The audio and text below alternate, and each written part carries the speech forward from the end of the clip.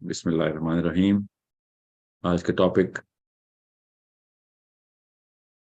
Current education system के मसाइल और उनका हल। तीन एक साथ में मबनी ये सीरीज है। We going to try and keep it short, very acute session होने from perspective of human psychology. नफ्सियात, किस तरीके से नफ्सियाती तौर पर हम मरीज बना रहे हैं अपने बच्चों को। Make sure you understand. आपके सवाल इसी तरफ डायरेक्टेड हों। किसी और दिन अपना कोई और जो सवाल आपने रखा हुआ है किसी और दिन जरूर पूछिएगा। आज के टॉपिक के मुताबिक ही सवाल कीजिएगा, ठीक है। अभी तो एक जनरल पर्सपेक्टिव में आपको बता दूं कि ये कहानी जो है ना, ये शुरू कैसे हुई और इसके पीछे जो भी मूजिब थे, जो भी डजंट रियली मैटर कि क्यों इजाद हुई थी, मगर ये कुछ 100 साल पहले का वाकया है। रिसर्च करें, आपको पता चलेगा कि इतनी कोई रीसेंट इन्वेंशन है कि दुनिया में जो सबसे नई नई इजादात में से ये एक इजाद ये भी है जिसको हमने समझ लिया कि शायद ये आदम अलैहिस्सलाम से चली आ रही है। ये पूरी की पूरी ट्रेडिशनल टेक्निक ऑफ टीचिंग, ये किसी भी तरीके से ये सच नहीं है। ये एक रिएक्टिव अप्रोच थी।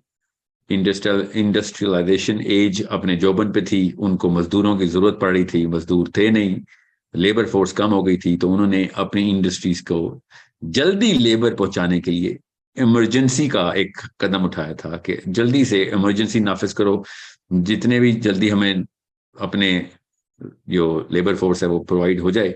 तो उसके लिए जितनी जल्दी आप किसी को आप इतना तैयार कर लो कि बस वो हमारे काम कर सके, चाहे वो क्लरिकल स्टाफ हो, एडमिनिस्ट्रेटिव स्टाफ हो, ऑपरेशनल स्टाफ हो, फंक्शनल स्टाफ हो, जो भी काम है उनके लिए जल्दी जल्दी वर्क फोर्स तैयार की जाए। उसके लिए उन्होंने एक डब्बे में बच्चे इकट्ठे करने शुरू किए कि जल्दी जल्दी इनको तैयारी कराई जाए।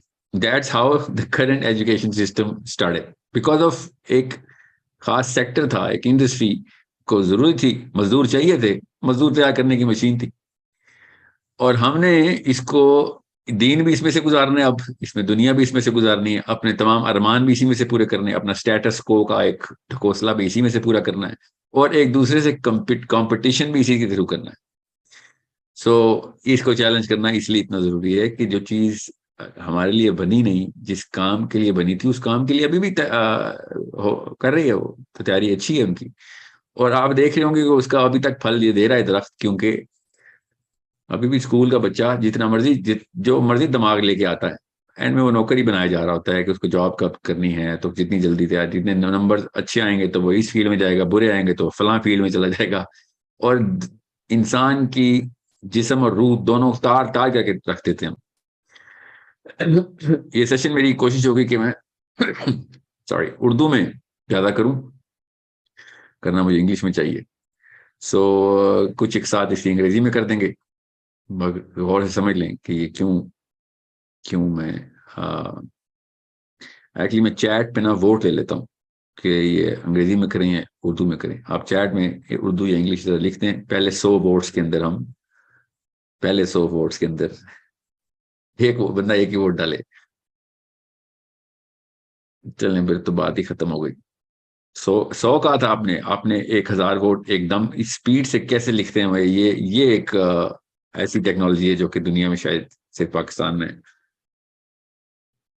ओके, बस ठीक है ठीक है, मैं समझ आ गया, उर्दू में करते हैं, उर्दू में। Oh my God. मैं कोशिश करता हूँ कि अंग्रेजी के जितने भी, जिनको उर्दू बिल्कुल समझ नहीं आती, उनको इतनी समझ आ जाए कि मैं क्या कह रहा हूँ। ओके, बहरहाल कहानी क्या है? कहानी ये है कि एक इंसानी जो दिमाग है ना, वो एक खास सिस्टम के ऊपर, एक अल्लाह ताला ने एक निज़ाम बनाया हुआ है जिसके ऊपर ये जिस्म जो है ना परवान चढ़ता है। वो निज़ाम है। 2-3 अलग अलग साइंसेस अपने सब्जेक्ट्स पूरी तरीके से हमें एक्सरे करके बता चुकी हैं कि बायोलॉजी के अंदर कि किस तरीके से दिमाग अपनी नशोनुमा कर रहा होता है, कौन सी स्टेजेस से गुजर रहा होता है। और एंडोक्रिनोलॉजी के अंदर भी हमें पता चल गया कि किस तरीके से हमारी केमिस्ट्री वजूद में आ रही होती है। बेसिक साइंस छोड़ दें अभी कि आप मुसलमान है नहीं, मकसद है कि नहीं, किस जगह पे पैदा हुए, आपकी एथनिसिटी क्या है, सोसाइटी क्या कर रही है, कोई फर्क नहीं पड़ता, अभी बात की बातें। अभी हम खाली इस मशीन को सामने रखते हैं और माइक्रोस्कोप के नीचे लेके आते हैं और देखते हैं कि इस मशीन में क्या हो रहा है। जब हम इस ब्रेन को समझने की कोशिश करते हैं, दिमाग को उसकी डायसेक्शन करते हैं, बच्चे पहले दिन के बच्चे से लेके अगले प्रीनेटल स्टेज से ले लें और उस फंक्शनिंग अडल्ट को ज़हन में रखें कि जो 30-32 साल का है और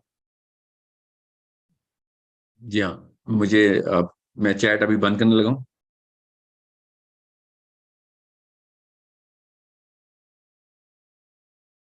जी हाँ, मैं चैट डिसेबल कर दूँ थोड़ी देर के लिए। तो ये गौर से समझ लें कि मैं क्यों चैट डिसेबल कर दी मैंने। ओके, अब वो हो नहीं रही है, वो हो जाएगी थोड़ी देर में चैट डिसेबल।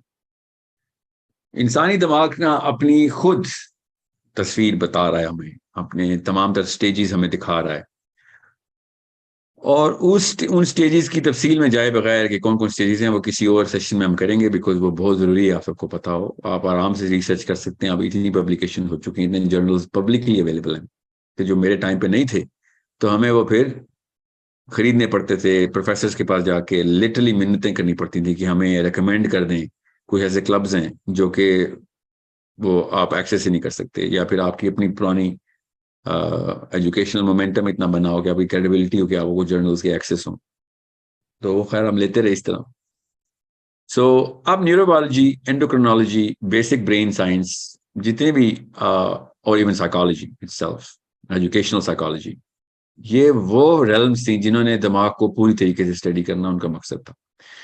अब जब जैसे ही वो तस्वीरें आई हमारे पास, जैसे किसी सैयारे पे कोई यू नो वॉयेजर गया है, उसने मार्स की तस्वीरें, या जुपिटर की पहली दफा जब तस्वीर आई थी तो पता चला था कि क्या चल रहा है उधर, तब बहुत बड़ी एडवांसमेंट्स हुई थी, बहुत बहुत जल्दी स्पीड बढ़ गई थी हमारी तरक्की की, क्योंकि ज्यादा डेटा आया था, नया डेटा आया था, समझ आ गई थी बिल्कुल। इसलिए जुपिटर हो या कोई और सोलर सिस्टम का सबसे बड़ा प्लैनेट और दुनिया में कायनात का, वो इतना बड़ा मसला नहीं, जितना इंसानी दिमाग जब हमें नजर आना शुरू हुआ तो बहुत ही बड़ा वाकया हो गया था।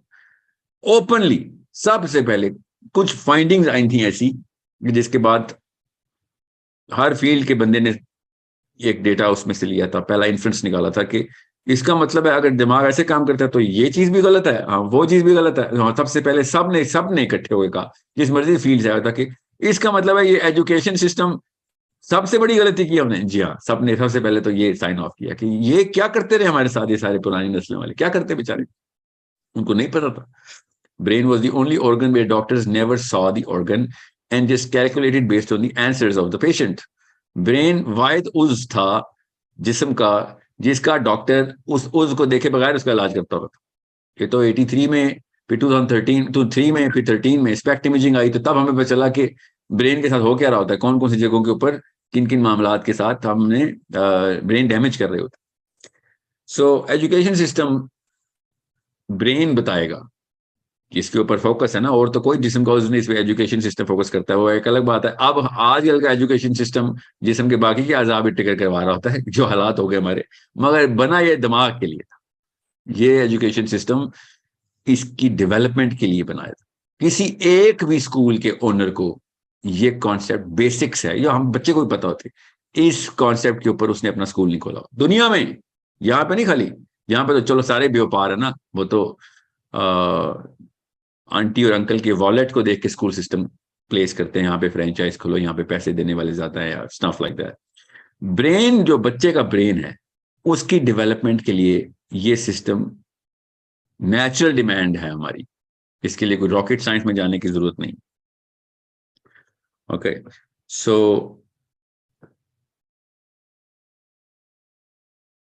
थोड़ा से समझ लें इस बात को कि आप लोगों ने एजुकेशन सिस्टम को कैसे देख, तो हम मुसलमानों को तो पता होना चाहिए, क्योंकि हम तो पैदा ही मकसद के अंदर होते हैं, लाइफ ही मकसद के अंदर अंडर गुजारते हैं, और लाइफ एक खास डायरेक्शन के अंदर नहीं गुजरी तो हमें डिप्रेशन होती है, हमें तो पता है, क्योंकि कुरान कहीं से आयतें सुना रहा है, हदीस कहीं से रिमाइंडर्स दे रही हैं, औलिया उलमा सब के सब हमें एक बेसिक रिमाइंडर्स हर वक्त दे रहे हो, तो अल्लाह ताला उलमा के दर्जात बुलंद करे, पूरी पूरी उम्रें दे रहे हैं कि भैया मकसद से ना हट जाना। कुरान पाक सेंट्रल बुक है हम सब की, तो हमें तो कभी भी नहीं इस बारे में कंफ्यूजन और डिस्ट्रैक्शन होती है कि बच्चे के साथ हमने करना क्या है। हम कहीं ना कहीं से कोशिश कर रहे होते हैं, आड़ी तिरछी सही कर रहे होते हैं। एजुकेशन सिस्टम हमारे सामने हमारे बच्चे हाईजैक कर रहा होता है, और हमारे छोटे छोटे खुदा निकल आते हैं और वो ओके करते हैं, कमर पे थपकी देते हैं कि ठीक जा रहा है बच्चा, ठीक जा रहा है। क्यों? क्योंकि ये ए ग्रेडर है, और ये फिर ओ लेवल में ए ग्रेड, कितने एज आ गए हैं, ए लेवल में कितने एज आ गए हैं, फिर अब Cambridge, IB, Harvard, Yale, PhD, post doctorate, this thesis, that dissertation, everything. क्यों?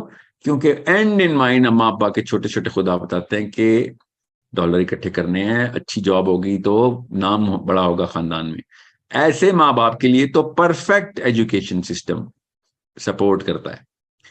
और आपने देखा होगा कि तमाम स्कूल, एटलीस्ट पाकिस्तान के तो इंडिया के, अपने बोर्ड के ऊपर स्कूल का नाम लिखने की बजाय परसेंटेज बताते हैं हमारे ए ग्रेडर्स कितने हैं, कितने बच्चों ने ए ग्रेड लिया है। मतलब जब गिरना हो ना किसी ने, तो मुंह के बल गिरना हो, तो ये मिसाल होती है कि किसी स्कूल के बाहर जाए, और मैं बिला तफरीक तमाम स्कूलों की बात कर रहा हूँ, एक्सेप्शन भी नहीं मिलती ना हमें तो। और जो करोड़ में से एक एक्सेप्शन मिलती है, वो अपने चार चांद ना लगाएं, अपनी सीवी ना चमकाएं, because they should have been way more vocal about why the education system is wrong, even though I know they don't even exist. But even if they did exist, where is the voice? Where is the training that we all needed when we were, choosing uh, the next 10 years of my child? अगले 10 साल क्या करोगे तुम? अब मैं उन social issues की तरफ अभी नहीं जाऊंगा, क्योंकि मेरा सब्जेक्ट इस वक्त साइकोलॉजी है। मैं सोशियोलॉजी की तरफ नहीं जा रहा। सोशल इश्यूज, अगर किसी जगह पे बीमारी का गढ़ क्रिएट करना हो ना, वो जोहर जहां पे असली वायरस पलने हैं, तो वो इस एजुकेशन सिस्टम के साथ ब्लड टाइप मैच करता है। बिकॉज हर तरीके से वो वाली चीजें, एक टीचर को भी वो बीमारी लगी हुई होती है, और वो वही वाले बीमारियों को, वही वाले वायरसेस जो सोशल वायरसेस हैं, वो उधर हार्बर कर रहा होता है, और वहां पे सब लोग आ रहे होते हैं और अपने अपने बीमारियां प्रैक्टिस कर रहे होते हैं, और उनको रिकग्निशन मिल रही होती है। ये एक ऐसी बहस है जिसके ऊपर 10 सेशन भी करूं तो कम है, किसी और दिन करेंगे। इस वक्त मैं नफ्सियात को पिवट बना के पूरा का पूरा सेशन उसके अराउंड करने की कोशिश कर रहा हूँ कि human psychology, human chemistry, bio जो आपकी बायोलॉजी है, वो क्या आवाज लगा रही है, गौर से समझ ले। पहली किस्त तो साइंस समझानी जरूरी है, क्योंकि हर जगह पे ना एक वकील निकल ही आता है। मैं जब भी कोई वीडियो साइंस की भी नाम भी करता हूँ, एक वकील नीचे से आता है कि अच्छा आप तू बताएगा हमें, हमारे बुजुर्ग सारे गलत थे। कोई तो बताएगा ना। मैं अपने किसी अंकल से कह दूंगा, वो बता देगा, ताकि आपका ईगो ट्रिगर ना हो। मेरे पास भी बुजुर्गान है, उनसे कहूंगा ये वाली बात कर दे। अभी वो नहीं अवेलेबल, उनको पहले समझाना पड़ेगा ना, फिर वो समझ जाएंगे तो मैं आ जाऊंगा। आप तो समझ लें, या जिनको समझ आ रही है उनके बीच में क्यों खड़े हो रहे हो आके। साइंस समझ लें। हमारी जो केमिस्ट्री है ना, अल्लाह ताला ने ब्रेन के अंदर जो सिस्टम बनाया हुआ है, वो सिस्टम पानी पे चलता है। पानी और बिजली, लिटरली पानी और बिजली पे चलता है। हमारे ब्रेन का सिस्टम पानी और बिजली पे चलता है। दिस इज लिटरली एक जो पानी, जो तरबेला डैम और मंगला डैम है ना, उधर से पानी और बिजली प्रोड्यूस होती है। ये एग्जैक्ट वही सिस्टम है हमारा। इस पानी की, क्योंकि कंपोजिशन अलग अलग तरीके का फार्मूला होता है हर हार्मोन का, इसको हार्मोन बोलते हैं, तो वो सारे के सारे हार्मोन्स अपनी अपनी एक खास कैपेबिलिटी रखते हैं, और वो ब्रेन के एक न्यूरॉन के अंदर से ट्रांसफर हो रहे होते हैं, और वो डिटरमिन करता है, वो हार्मोन डिटरमिन करता है कि आपकी इमोशनल बिहेवियर कैसा होगा दुनिया में। ये है हार्डवेयर। अब मैं इसको हार्डवेयर बोलूंगा तो आपके जहन से पानी जो है ना, उसका कॉन्सेप्ट निकल जाएगा। हालांकि ये सारा का सारा वेटवेयर है, दिस इज वाटर। जो हार्डवेयर असल में है ना, वो हमारे न्यूरॉन्स हैं। न्यूरॉन्स के को अभी मैं न्यूरॉन ही बोलूंगा, क्योंकि अगर मैंने न्यूरोबायोलॉजी की टर्मिनोलॉजी यूज की तो आदि तो आवाम कहेगी कि पता नहीं कौन सी साइंस खोल दी। बेसिक न्यूरॉन, न्यूरॉन क्या है? वो एक धागा जिसके थ्रू सारा का सारा ब्रेन अल्लाह ताला ने सी के रखा हुआ है। ठीक है, the smallest part of the brain is called the neuron, right? अभी अभी के लिए। सो न्यूरॉन्स की जितने ज्यादा होते हैं, उतना ही ज्यादा जहीन होता है बच्चा। बस आसान करके बता दिया। असल में मुझे पता है मैं जरा ओवर सिंप्लीफाई कर रहा हूं, मगर अभी के लिए इतना काफी है। मैं अभी सिर्फ साइंस बताऊंगा इस सेशन में। जब एक बच्चे के न्यूरॉन्स हार्डवेयर डेवलपमेंट के अंदर कोई रुकावट आ रही होगी, तो ब्रेन की डेवलपमेंट के अल्लाह निज़ाम ही ऐसा रखा हुआ है कि अगर एक खास हिस्सा ब्रेन का इस्तेमाल ही नहीं होगा, तो एनर्जी बाकी की जगहों के ऊपर इस्तेमाल हो रही होगी, तो वो वाला हिस्सा खत्म होना शुरू हो जाएगा। ये basic brain anatomy, basic functions of the hardware of the brain है। और जो चीजें ज्यादा डेवलप हो रही होंगी वो सारा का सारा ब्रेन उधर एनर्जी फोकस करेगा अपनी, जहां पे एक्टिविटी ज्यादा हो रही होगी। ओके, और आहिस्ता आहिस्ता करते करते 1 2 3 सालों के अंदर ब्रेन के वो वाले न्यूरॉन्स बिल्कुल ही ये समझ ले मर जाएंगे। ठीक है, अब ये तब है जब वो न्यूरॉन बने हुए हों। तो अब एक बच्चा छोटा 3 4 साल का अगर डाल देंगे आप स्कूल में, 3 4 साल का बच्चा स्कूल में डाल दिया आपने, तो उसके तो ब्रेन अभी बन रहा था, तो उसके ब्रेन में वो न्यूरॉन बनेंगे ही नहीं। जिसके बने हुए हैं वो मर जाएंगे, और इसके बने नहीं हुए और वो वाले ब्रेन के हिस्से को ना ट्रिगर कराया गया तो वहां पे न्यूरॉन बनेंगे ही नहीं। ठीक है, सिंपल, क्योंकि अभी तो वो दिमाग बन रहा है उसका। अभी जो latest neurobiological biological accredited journals बोल रहे हैं वो ये कि 28वें साल तक प्री फ्रंटल फ्रंटल कॉर्टेक्स बन रहा होता है, ये वाला हिस्सा बन रहा होता है। अल्लाह ताला ने कहा कि मैं 12वें साल में बना देता हूँ, 13वें साल में इसकी इतनी अमाउंट बन जाती है। साइंस भी कह रही है कि हाँ आप डिसीजन मेकिंग, डिसीजन सारे यहाँ से लेते हैं। ओके, जो एनालिसिस का हिस्सा है ना, एनालिसिस का, वो ये प्री फ्रंटल कॉर्टेक्स बोलते हैं, एनालाइज करता है। अल्लाह ताला ने भी कहा कि यहां से फैसले करता था तो चल तुझे यहीं से पकड़ूंगा, तो क़यामत वाले दिन भी तौक यहाँ पे लगेगा हमारे हर इंसान के। यहाँ पे एक क्लिप लगा हुआ होगा और वो क्लिप आसमान की तरफ जा रहा होगा, तार लगी हुई होगी, अल्लाह ने हमें बताया हुआ है। ठीक है, हशर के वाले दिन, हशर के मैदान में यहाँ से डेटा लिया जा रहा होगा उससे कि ये यहाँ से सोचते थे ना, ये काम किए ना, ये फैसले करते थे ना, ये वाकयात हुए तेरे साथ ना, तूने ये फैसला किया था ना, खुद सोचा था ना, हमने तो नहीं जबरदस्ती की थी, यहाँ पे शैतान तो नहीं आया था ना, खुद तेरा नफ्स खुद तुझे कन्विंस कर रहा था। ये वाला हिस्सा अल्लाह ताला ने जब ये दिमाग का हिस्सा बनाया तो उसकी एज अल्लाह ने रखी 12वां साल। 11वें साल के अंदर कुछ लोगों का एक्सेप्शनल केसेस होते हैं, 9वें 10वें साल में भी डेवलप हो जाता है, बहुत एक्सेप्शनल केसेस है। ठीक है, उसके ऊपर भी स्टडी है, किसी और दिन बताएंगे। एक्सेप्शन की बात ही नहीं कर रहा हूँ मैं, जनरल आप सबके बच्चों में बहुत 10,000 में से एक ऐसा है जिसकी 9वें 10वें साल में प्री फ्रंटल कॉर्टेक्स डेवलपमेंट शुरू हो जाएगी। जो ज्यादातर बच्चे हैं उनकी 11वें साल के बाद ही शुरू होगी। जैसे ही 11वें साल में प्री फ्रंटल कॉर्टेक्स बनता है, आपके दो मेजर हॉर्मोन्स अपनी जगह पकड़ लेते हैं, क्योंकि उनका उनका काम आप शुरू हो जाता है। और जैसे ही वो हॉर्मोन्स ट्रिगर होते हैं, ऑल ऑफ अ सडन आपके जिस्म के अंदर बाकी की सारी उस हार्मोन की बेसिक एक्टिविटी स्टार्ट हो जाती है। सो हम चूंकि ब्रेन देख नहीं सकते, बाकी का जिस्म हमें नजर आ रहा होता है, तो हम उसको कहते हैं दी एज ऑफ पुबर्टी।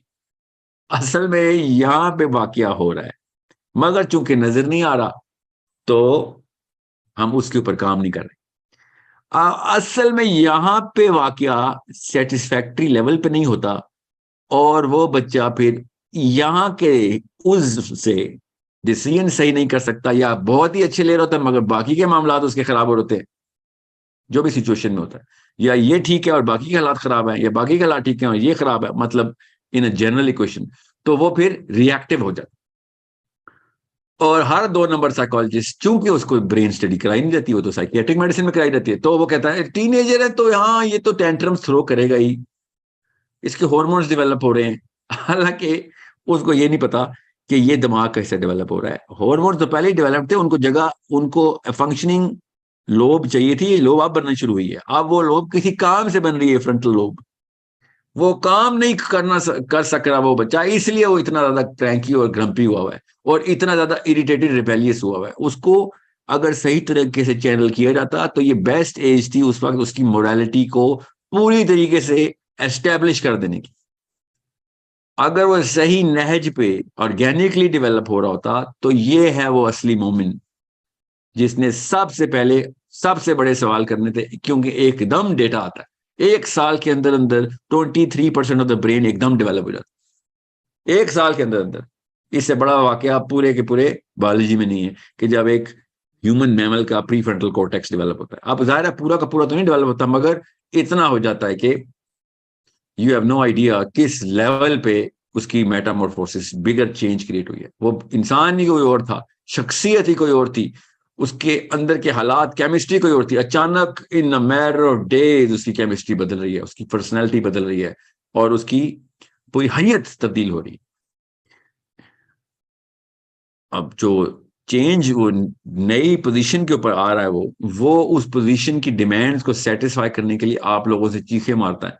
हम लोग पूरी नहीं कर सकते, हमें नजर नहीं आ रहा अंदर क्या हो रहा है, तो हम उसके अगेंस्ट रेजिस्टेंस देते हैं। और जब वो रेजिस्टेंस देते हैं तो वो रिएक्टिव होता है। उसको हम कहना शुरू करते हैं, तू बीमार है, तू टीनेजर है, तेरे साथ ये नेचुरल फिनोमेना होगा, कुछ सालों में तो ठीक हो जाएगा। हालांकि हम क्या कह रहे होते हैं, हम बीमार हैं, होना ये चाहिए, हम इतने बीमार हैं कि तुझे हमारी बीमारियां नजर आना शुरू हो गई हैं, और तुझे कुछ ही अरसे में बीमार कर देंगे, तो फिक्र ना कर, सब ठीक हो जाएगा। तू नहीं ठीक होगा, सब ठीक हो जाएगा। तू भी उतना ही गलत हो जाएगा जितना हम हैं, इसलिए सब ठीक हो जाएगा। ये है असलियत टीनेज डिसऑर्डर की। जब आपका डॉक्टर या साइकोलॉजिस्ट बोले ना कि यार टीनेजर तो ऐसे ही करते ही हैं, तो वो ये बता रहा था कि मैं और आप तो एक इतने बीमार हैं, बच्चा भी बीमार करने के लिए 1-2 साल दे देते हैं, नहीं मानता तो सजा दे देना। जैसे कि किसी जेल में कैदी के साथ सलूक किया जाता है, बच्चा उस वक्त अपने ऊपर वो वाला सलूक समझ रहा होता। अभी मैं सिर्फ साइंस बता रहा हूँ, टॉपिक एजुकेशन सिस्टम में याद रखिएगा।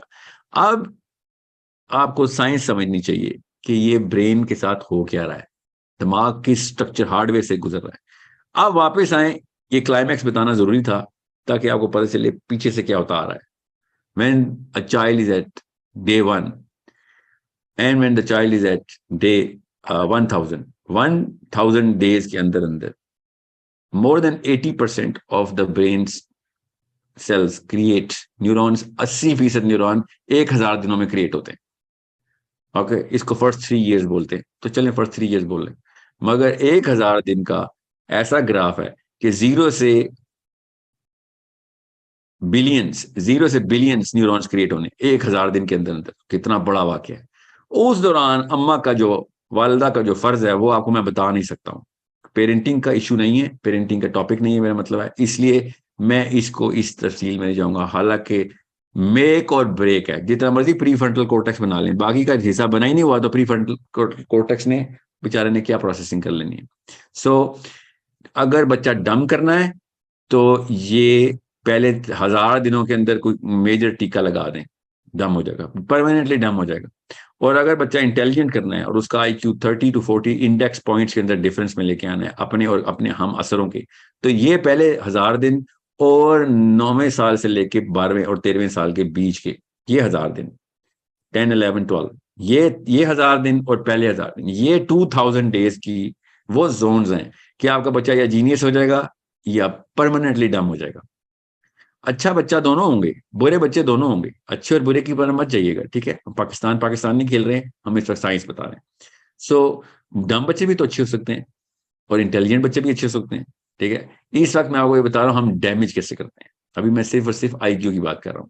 अब आ जाएं EQ की तरफ, इमोशनली डैमेज कैसे करते हैं। जब आपके हॉर्मोन्स के जो ये सेंटर्स बन रहे होते हैं, सेंटर भी एक ब्रेन के हिस्से को ही कहते हैं, और भी जिस्म में हिस्से होते हैं हार्मोनल सेंटर्स के, इस वक्त मैं ब्रेन पे फोकस्ड हूँ, ठीक है। सो इमोशनल सेंटर्स जब बन रहे होते हैं, इमोशंस का मतलब होता है हॉर्मोन्स के सेंटर्स जब बन रहे होते हैं, तो उस दौरान अगर उसको वो वाली ऑर्गेनिक ग्रोथ नहीं मिल रही जो कि एक नेचुरल फ्लो में अल्लाह ताला ने तमाम तर अपनी किताब में वही डिमांड लिखी हुई, बताता हूँ आपको किसी और दिन कुरान पाक किस तरीके से ये कॉन्सेप्ट हमें बता चुका है, क्योंकि ये कॉन्सेप्ट कुरान पाक में एज इज है, हदीस में एज इज है, सीरा भरी पड़ी है, भरी पड़ी हुई है सीरा, किस तरीके से बच्चे की परवरिश करनी है ऑर्गेनिकली।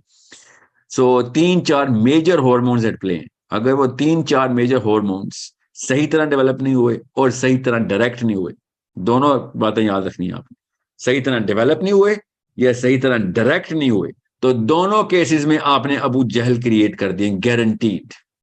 क्योंकि अब मैं इमोशंस की बात कर रहा हूं, वो डम है या इंटेलिजेंट है, ये मैंने IQ के अंदर बात की, वो हार्डवेयर की बात है। जो जो आपके इमोशनल सेंटर्स हैं, वो अगर सही तरह क्रिएट नहीं हुए या फिर डायरेक्ट नहीं हुए, तो इतना सेल्फिश, सेल्फ सेंटर्ड, नार्सिसिस्टिक बच्चा आप पाल रहे हैं, या फिर इतना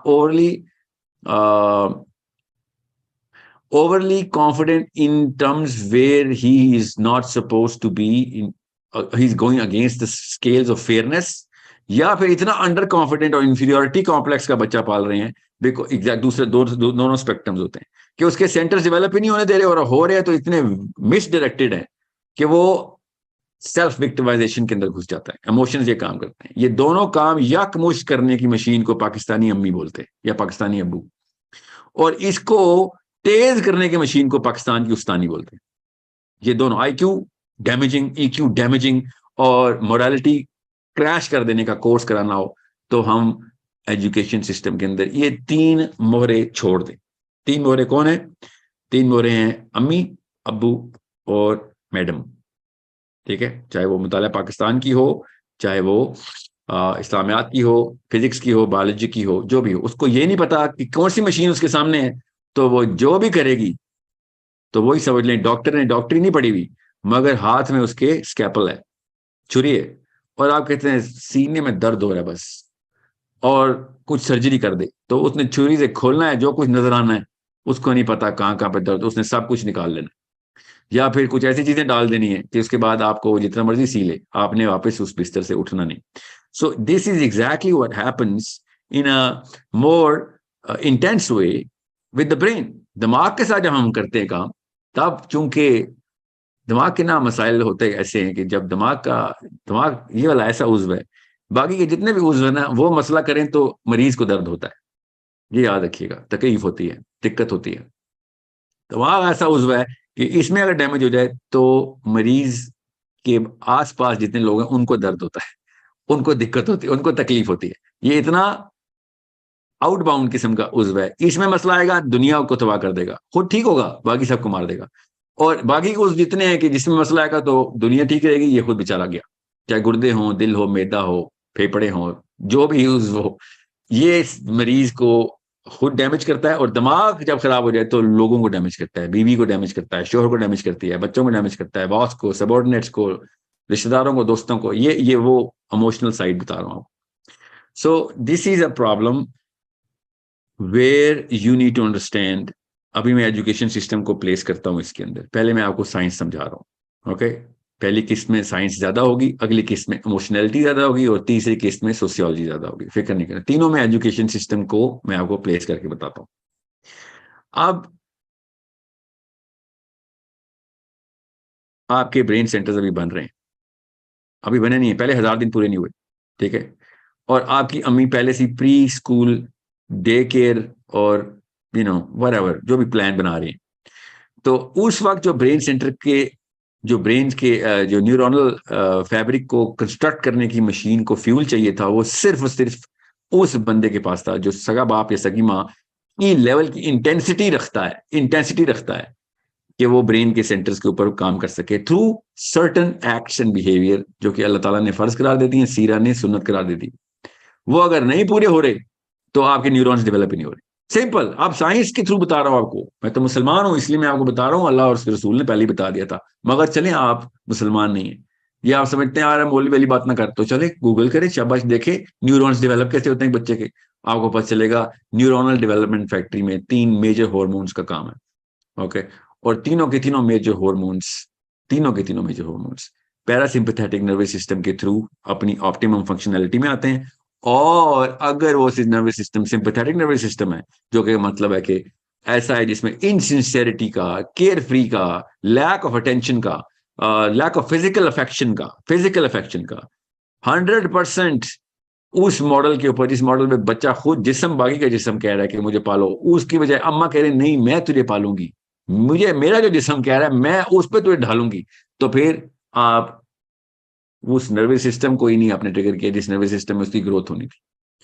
सो यू नीड टू अंडरस्टैंड, जैसे ही बच्चा पहले 1000 दिन का आप स्कूल में डालते ना, मैंने फिर कहा पेरेंटिंग के ऊपर मैं फोकस नहीं कर रहा हूँ कि 60 आवर्स का पेरेंटिंग की ऐप के अंदर वीडियोस हैं, उसमें ये तफसील है।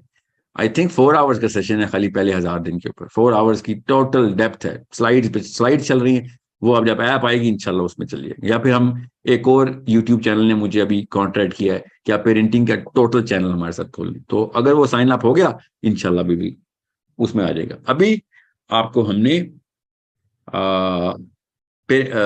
एजुकेशन सिस्टम के ऊपर फोकस करवाना है, ओके।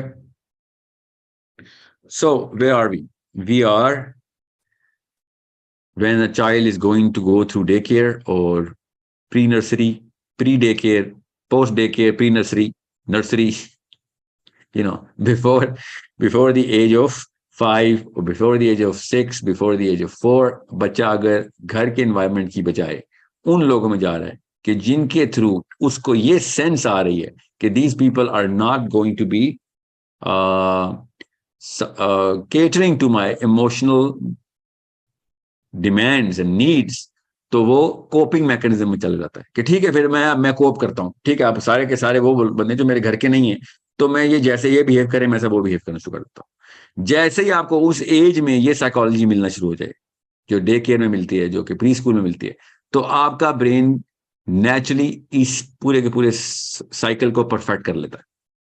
आप फिर सारी उम्र इसी साइकोलॉजी के अंदर रहते हैं कि जो कुछ चल रहा है बस वही चलते रहना है, और जो भी अथॉरिटी फिगर आपके ऊपर आएगा उस वक्त आपने उसको वही वाला मनसब देना होता है कि जो असल में आपके अम्मा अब्बा का मनसब था। और एक्चुअली में यहाँ पे मनसब प्रैक्टिस करने के लिए अल्लाह ने मना किया हुआ है, मगर मैं चूंकि प्रैक्टिस कर रहे हैं हम सारे घर में, इसलिए बता रहा हूँ। So mother gets replaced by any authority figure. वो अमूमी तौर पर डे केयर की टीचर नहीं होती, डे केयर की वो केयर टेकर्स होती हैं, जो भी नर्सिस होती हैं वहां पे। सो होता क्या है कि असल में यहाँ पे वो जो मनसबदारी है ना, वो अल्लाह ताला ने मना की हुई थी। यहाँ पे सिर्फ अफेक्शन एंड अटेंशन देनी थी। ये नर्सिंग की एज है बच्चे की, यहाँ पे हायरार्की देनी ही नहीं थी। जैसे ही आप अदर देन सिबलिंग्स उसको डेली एक्सपोजर देना शुरू कर देंगे तो हायरार्की में एंटर हो जाएगा। और अगर आपका ब्रेन उस वक्त हायरार्की में एंटर हो गया कि जिस एज में ब्रेन अभी बना ही नहीं हुआ, तो फिर आप वो हायरार्की कभी भी नहीं टूटनी। एक्चुअली वो तो छोटा मसला है कि हायरार्की ना टूटे, वो हायरार्की की बेस के ऊपर जो हायरार्की है उसी के कंपार्टमेंट्स, जो demand of top of the hierarchy है वही डिमांड पूरी करने के लिए ब्रेन के जो कंपार्टमेंट्स चाहिए वही पूरा कर रहे होंगे। That's it. In other words, you are doing the exact opposite of what the brain actually required. Brain के सारे लोब्स यकमुश्त डेवलप करने जरूरी थे। अब मसला यह है कि उस एज में तो लोब्स ही नहीं बन रही, अभी तो आपका बेसल गैंग्लिया प्रोड्यूस है, उसके ऊपर आउटर रिंग बहुत ही क्रूड फॉर्म में थोड़ा थोड़ा करके न्यूरॉन्स बना रही है। उस दौरान उसको माँ और बाप की सेल्फलेसनेस, टोटल अटेंशन, बिल्कुल बादशाह सलामत की तरह की ट्रीटमेंट चाहिए थी। लिटरली बादशाह की जिस तरीके से कनीज होती है वो भी कम सर्विस देती है, जिस तरीके से माँ अपने बच्चे को सर्विस देती है, बाप अपने बच्चे को सर्विस देता है। फिजिकली अफेक्शनेट, हर वक्त सीने से लगा के रखना, जब भी उसको कोई मसला उसी वक्त भाग के उस वक्त पहुंच जाना। This is the first 3 years that human brain, ये कोई नखरा नहीं है इंसानी बच्चे का, ये उसकी जरूरत है। इसके पीछे बहुत बड़ी साइंस है जो कुरान पाक से साबित है। हमारा जो इकोसिस्टम का सीडीपी है ना, उसमें सबसे पहले हमने बायोलॉजी कॉन्सेप्ट डेवलपमेंट प्रोग्राम, तो बायोलॉजी के अंदर जो हमने सीडीपी रन किया था, तो वो आपने उसकी, अल्लाह करे मैं वीडियो रिलीज कर सकूं आपके सामने, उनकी मीटिंग्स। इंसान वाहिद जानवर एनिमल किंगडम के अंदर आया है, इंसान एक वाहिद मखलूक है जो जानवरों के फाइलम में से जो भी मैमल्स हैं, तो मैं इंसान को जानवर नहीं कहना चाह रहा हूं क्योंकि इंसान जानवर नहीं है। बहरहाल इन बायोलॉजी तो हमारी मेक वही है जो कि बाकी के एनिमल्स की है कि हम भी मैमल्स हैं, हम भी खाना खाते हैं, हमारा भी वही ऑर्गेनिक ग्रोथ होती है, हम ऐसे करके नहीं दुनिया में आ जाते हैं, हम प्रॉपर एक प्रोसेस से एडल्ट बनते हैं। सो इंसान में वाहिद मखलूक है मैमल्स के अंदर जो कि प्री मेच्योर बर्थ लेता है। यहां से आपको समझ आएगा एजुकेशन सिस्टम को मैंने कैसे कनेक्ट करना है। दुनिया का कोई भी मैमल इतना कम अरसा अपनी माँ के पेट में नहीं रहता। दुनिया में कोई भी जानवर दुनिया में आता है तो आते ही अपने पैरों पे खड़ा हो जाता है और चलना शुरू कर देता है। देख लें आप, सिवाय इंसान के बाकी के सारों का, इसको एक खास पीरियड बोलते हैं बायोलॉजी में, वो पीरियड इतना थोड़ा है इंसान का कि जिसमें इंसान की डेवलपमेंट नहीं हुई होती। नेचुरल रिक्वायरमेंट में 2.5 साल, बायोलॉजी की रिक्वायरमेंट में 2.5 साल माँ के पेट में रहना चाहिए था बच्चा, मगर 9 महीने के बाद इंसानी बच्चा दुनिया में आता है और वो कहता है कि आप ये 2.5 साल पूरे करके दो। और साल, सवा साल, इस तरह की जेस्टेशन पीरियड्स बाकी के मैमल्स के अंदर हम देखते हैं, और निकलता है और कहता है कि खाना दो बस, बाकी जो आप खा रहे हैं हम भी वही खाएंगे। गाय का बच्चा भी कहता है अम्मी जो आप खा रहे हैं हम भी खा लेते हैं।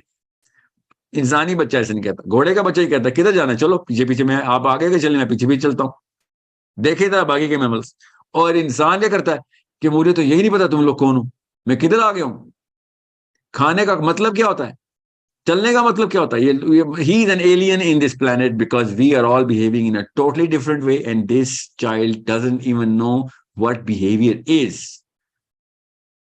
गौर से समझें, ये वो 1000 दिन थे जो कि आपने पूरे करने थे, और आपने उन 1000 दिनों में से 600 दिन काम वाली को दे दिए, 200 दिन डे केयर की टीचर को दे दिए, बाकी के 85 दिन साल के क्लास टीचर को दे दिए। ये वो 1000 दिन है जो कि आपके दुनिया में सारे के सारे मैमल्स माँ के अंडर पलते हैं, और हमारे बच्चे यू नो टीचर और डे केयर और बीकन हाउस सिटी स्कूल की अम्मियों के अंडर पलते हैं।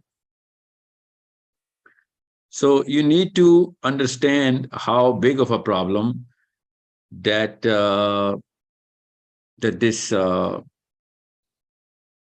this whole science is against. अभी मैं एजुकेशन सिस्टम में एंटर करने के लिए day care, grade 1, kindergarten, pre school, pre nursery, ये सब अम्मियों से बात कर रहा हूं कि खुदा का वास्ता है उसके हार्डवेयर के साथ डैमेज करना बंद कर दें।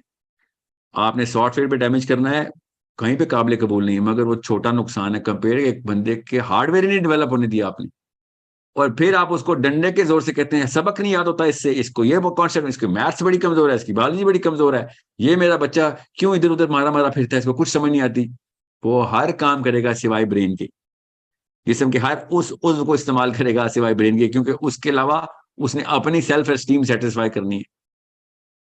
वो भागेगा कोने खुदरों में, अम्मा अब्बा के खिलाफ सबसे बड़ी साजिश करेगा, क्योंकि अम्मा अब्बा सिंसियरिटी में कहते हैं यार मैं जो भी हुक्म दे रहा हूँ तेरे ब्रेन के लिए हुक्म दे रहा हूँ, और वो बच्चा कहता है अम्मी सारा कुछ किया आपने सिवाय मेरे ब्रेन डेवलप करने के लिए, तो हुक्म सारे ब्रेन के लिए क्यों दे रही, टांगों के लिए हुक्म दे, कहीं तेज भाग के दिखा देता हूँ आपको, कोई हाथों के लिए हुक्म दे, वजन उठा के दिखाता हूँ, और तो कुछ नहीं छोड़ा आपने इस काबिल मुझे कि मैं ब्रेन का जो उस हिसाब से काम डेवलप किया है उसके हुक्म क्यों जारी कर रहे हो मेरे ऊपर। ओके, सो यही होता है डे केयर के अंदर, प्री नर्सरी, प्री स्कूल, ये मेरी सबसे बड़ी कंटेंशन है हार्डवेयर के खिलाफ। अब आते हैं सॉफ्टवेयर। बच्चे का सॉफ्टवेयर इमोशनल डिमांड कर रहा होता है। हमारे बच्चों के, इंसानी बच्चों के ऑक्सीटोसिन का जो प्योर सेंटर है वो मोरालिटी की सेंट्रल कॉन्फ़िगरेशन करता है। ऑक्सीटोसिन हमारा हार्मोन है, और ऑक्सीटोसिन का हार्मोन सिर्फ और सिर्फ अपनी माँ के थ्रू पनपता है। बच्चे का ऑक्सीटोसिन सेंटर क्रिएट ही और सेटिस्फाई तब होता है, ग्रो ही तब होता है जब माँ उससे फिजिकली कनेक्ट कर रही होती है। फिजिकली कनेक्ट नहीं करती तब भी ऑक्सीटोसिन फ्लो हो रहा होता है उसका, उसकी प्रेजेंस में, माँ की प्रेजेंस में, छोटे से इन्फेंट का, मगर उसका जो कंस्ट्रक्शन है ऑफ दिस होल हार्मोन वो माँ की फिजिकल प्रेजेंस से होता है। जब माँ बच्चे को दूध पिला रही होती है, उसने उठाया होता है, हर जगह ले लेके फिर रही होती है, उसका हाथ पकड़ा होता है, उसको देख रही होती है, उसको साथ खेल रही होती है, बाप भी माँ भी, मगर माँ के थ्रू तो ये एक जादू हो रहा है, जो कि अगर आपको एक खास ऐनक लगा के दूं जो कि इस्लाम ने हमें लगा के दी हुई है, तो आपको वो रेज नजर आएंगी कि माँ की प्रेजेंस से बाकायदा माँ के आंखों से निकलता हुआ, माँ के हाथों से निकलता हुआ ऑक्सीटोसिन उसके ब्रेन के अंदर वो तार से कनेक्शन एस्टेब्लिश कर रहा है, और वो ब्रेन के अंदर उसके ऑक्सीटोसिन का एक प्रोटीन का सेंटर है वो बड़ा होना शुरू हो रहा है। लिटरली ऐसे हो रहा है अगर आपको ये खास ऐनक पहना दूं तो। अब माँ अपने आप को डिटैच करती है और माँ देखती है मॉर्निंग शो, और बच्चा बेचारा अकेला बिस्तर में पड़ा देखता है आईपैड के ऊपर नर्सरी राइम्स। सोचें उस बेचारे के ऑक्सीटोसिन सेंटर कहां से बनने, वो ढूंढता है असल में अपनी अम्मी उस आईपैड के अंदर, और वो बग्स बनी या वरेवर कार्टून जो आजकल चल रहे हैं और रोब्लॉक्स, उसमें वो अम्मी, छोटी बहन, बड़ा भाई देख रहा होता है, because that's what the natural demand is कि मुझे तो, मेरा तो ऑक्सीटोसिन सेंटर चाहिए। वहां से उसको जो कुछ भी मिलता है वो वहां से ले रहा है, वहां से तो कुछ भी नहीं मिलना ना सिवाय एक खास हार्मोन के डोपामीन है। तो ऑक्सीटोसिन रिप्लेस हो रहा है आहिस्ता आहिस्ता डोपामीन से। डोपामीन के सेंटर बढ़ रहे हैं, ऑक्सीटोसिन, डोपामीन के 5 सेंटर हैं, कहीं ना कहीं से बढ़ ही जाते हैं, और ऑक्सीटोसिन का एक ही सेंटर है, और वो मिल ही नहीं रहा, वो सिवाय माँ के कोई दे ही नहीं सकता, काम वाली भी नहीं दे सकती।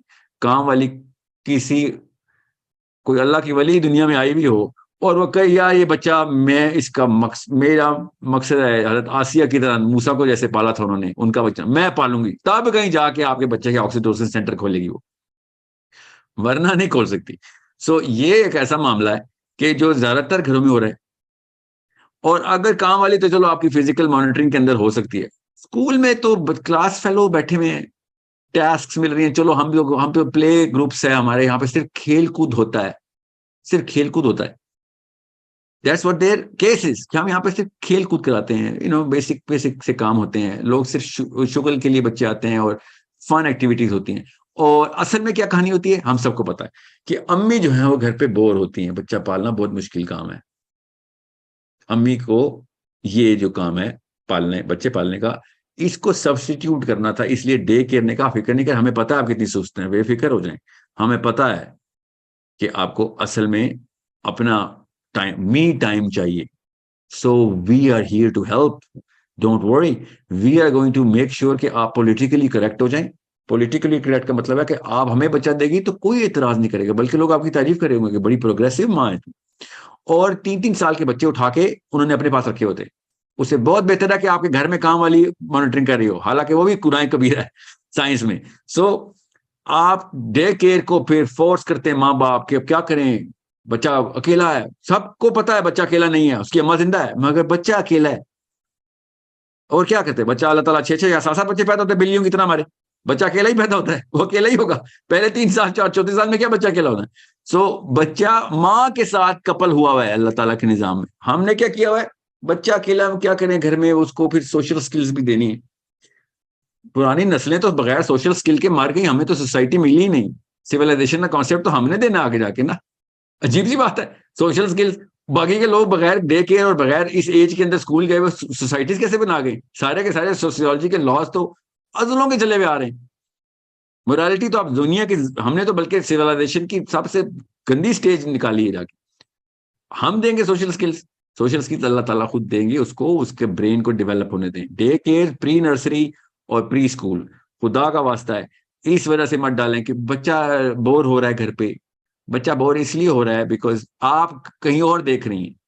बच्चे के साथ फिजिकली खेलना कूदना असल में माँ का फर्ज है उस वक्त जब वो इन्फेंट है।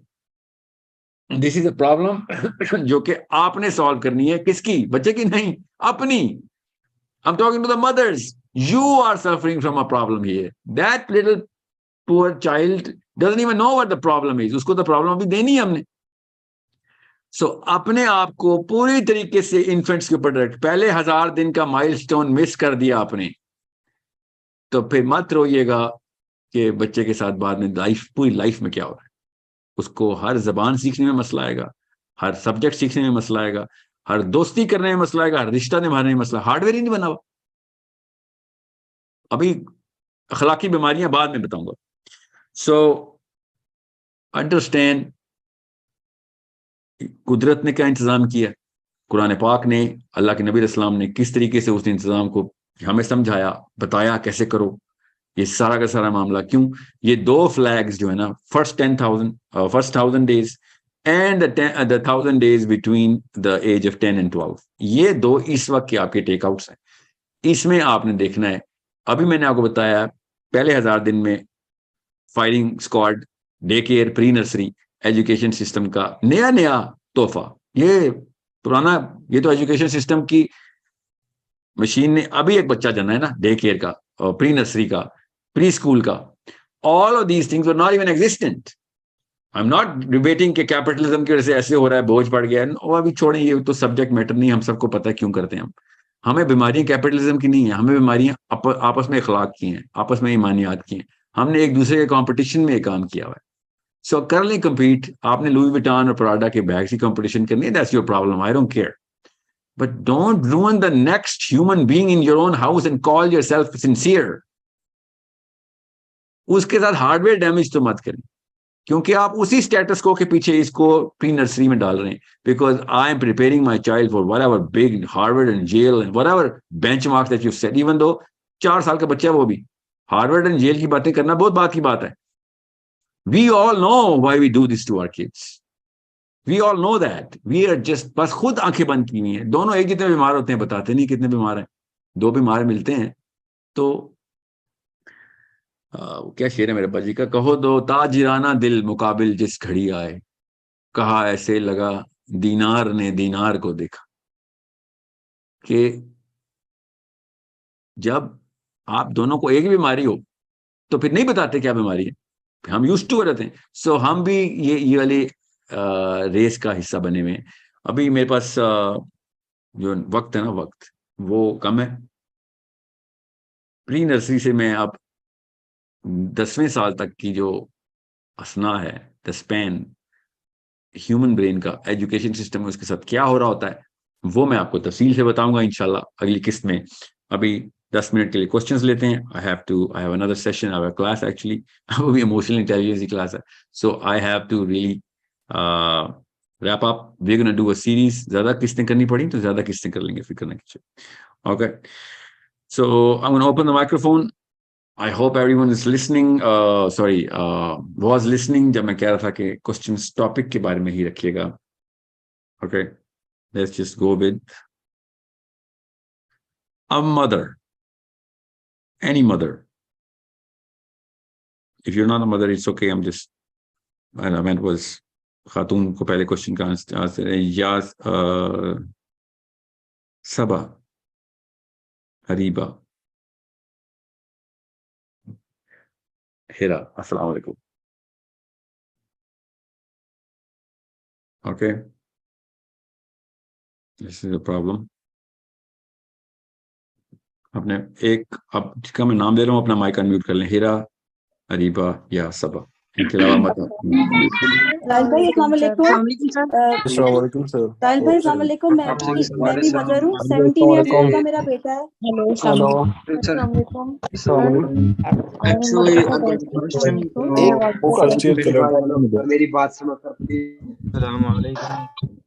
अस्सलाम वालेकुम। राहिल भाई अस्सलाम वालेकुम। साहिल भाई। वो क्वेश्चन एक कजन से लेके था, एक छोटे बच्चे के कैसे पढ़ाना है। मेरा क्वेश्चन ले लें प्लीज। मेरा बेटा 17 ईयर्स ओल्ड है, मैं कनाडा में हूँ।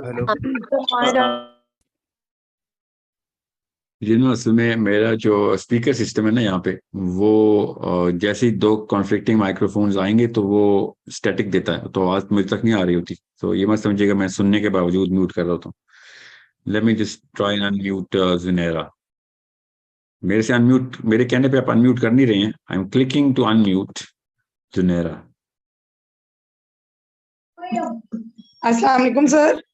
वालेकुम सलाम जी जुनेरा. सर मेरे असल में क्वेश्चंस बहुत ज्यादा, लेकिन आज मैं सिर्फ एजुकेशन सिस्टम से रिलेटेड ही पूछूंगी। मेरा बेटा है 4 साल का, तो मैंने उसको स्कूल में डाला था, लेकिन उसके बाद मैंने आपके लेक्चर सुनने के बाद और फिर खुद भी स्टडी किया। मैं खुद भी साइकोलॉजी की स्टूडेंट हूँ, मैंने एमफिल किया हुआ है। तो मैंने न्यूरोलॉजी को स्टडी करने के बाद उसको स्कूल से तो निकाल लिया। अभी प्ले ग्रुप में ही भेजा था मैंने उसको ना, बस 2-3 महीने गया तो फिर मैंने निकाल लिया उसको।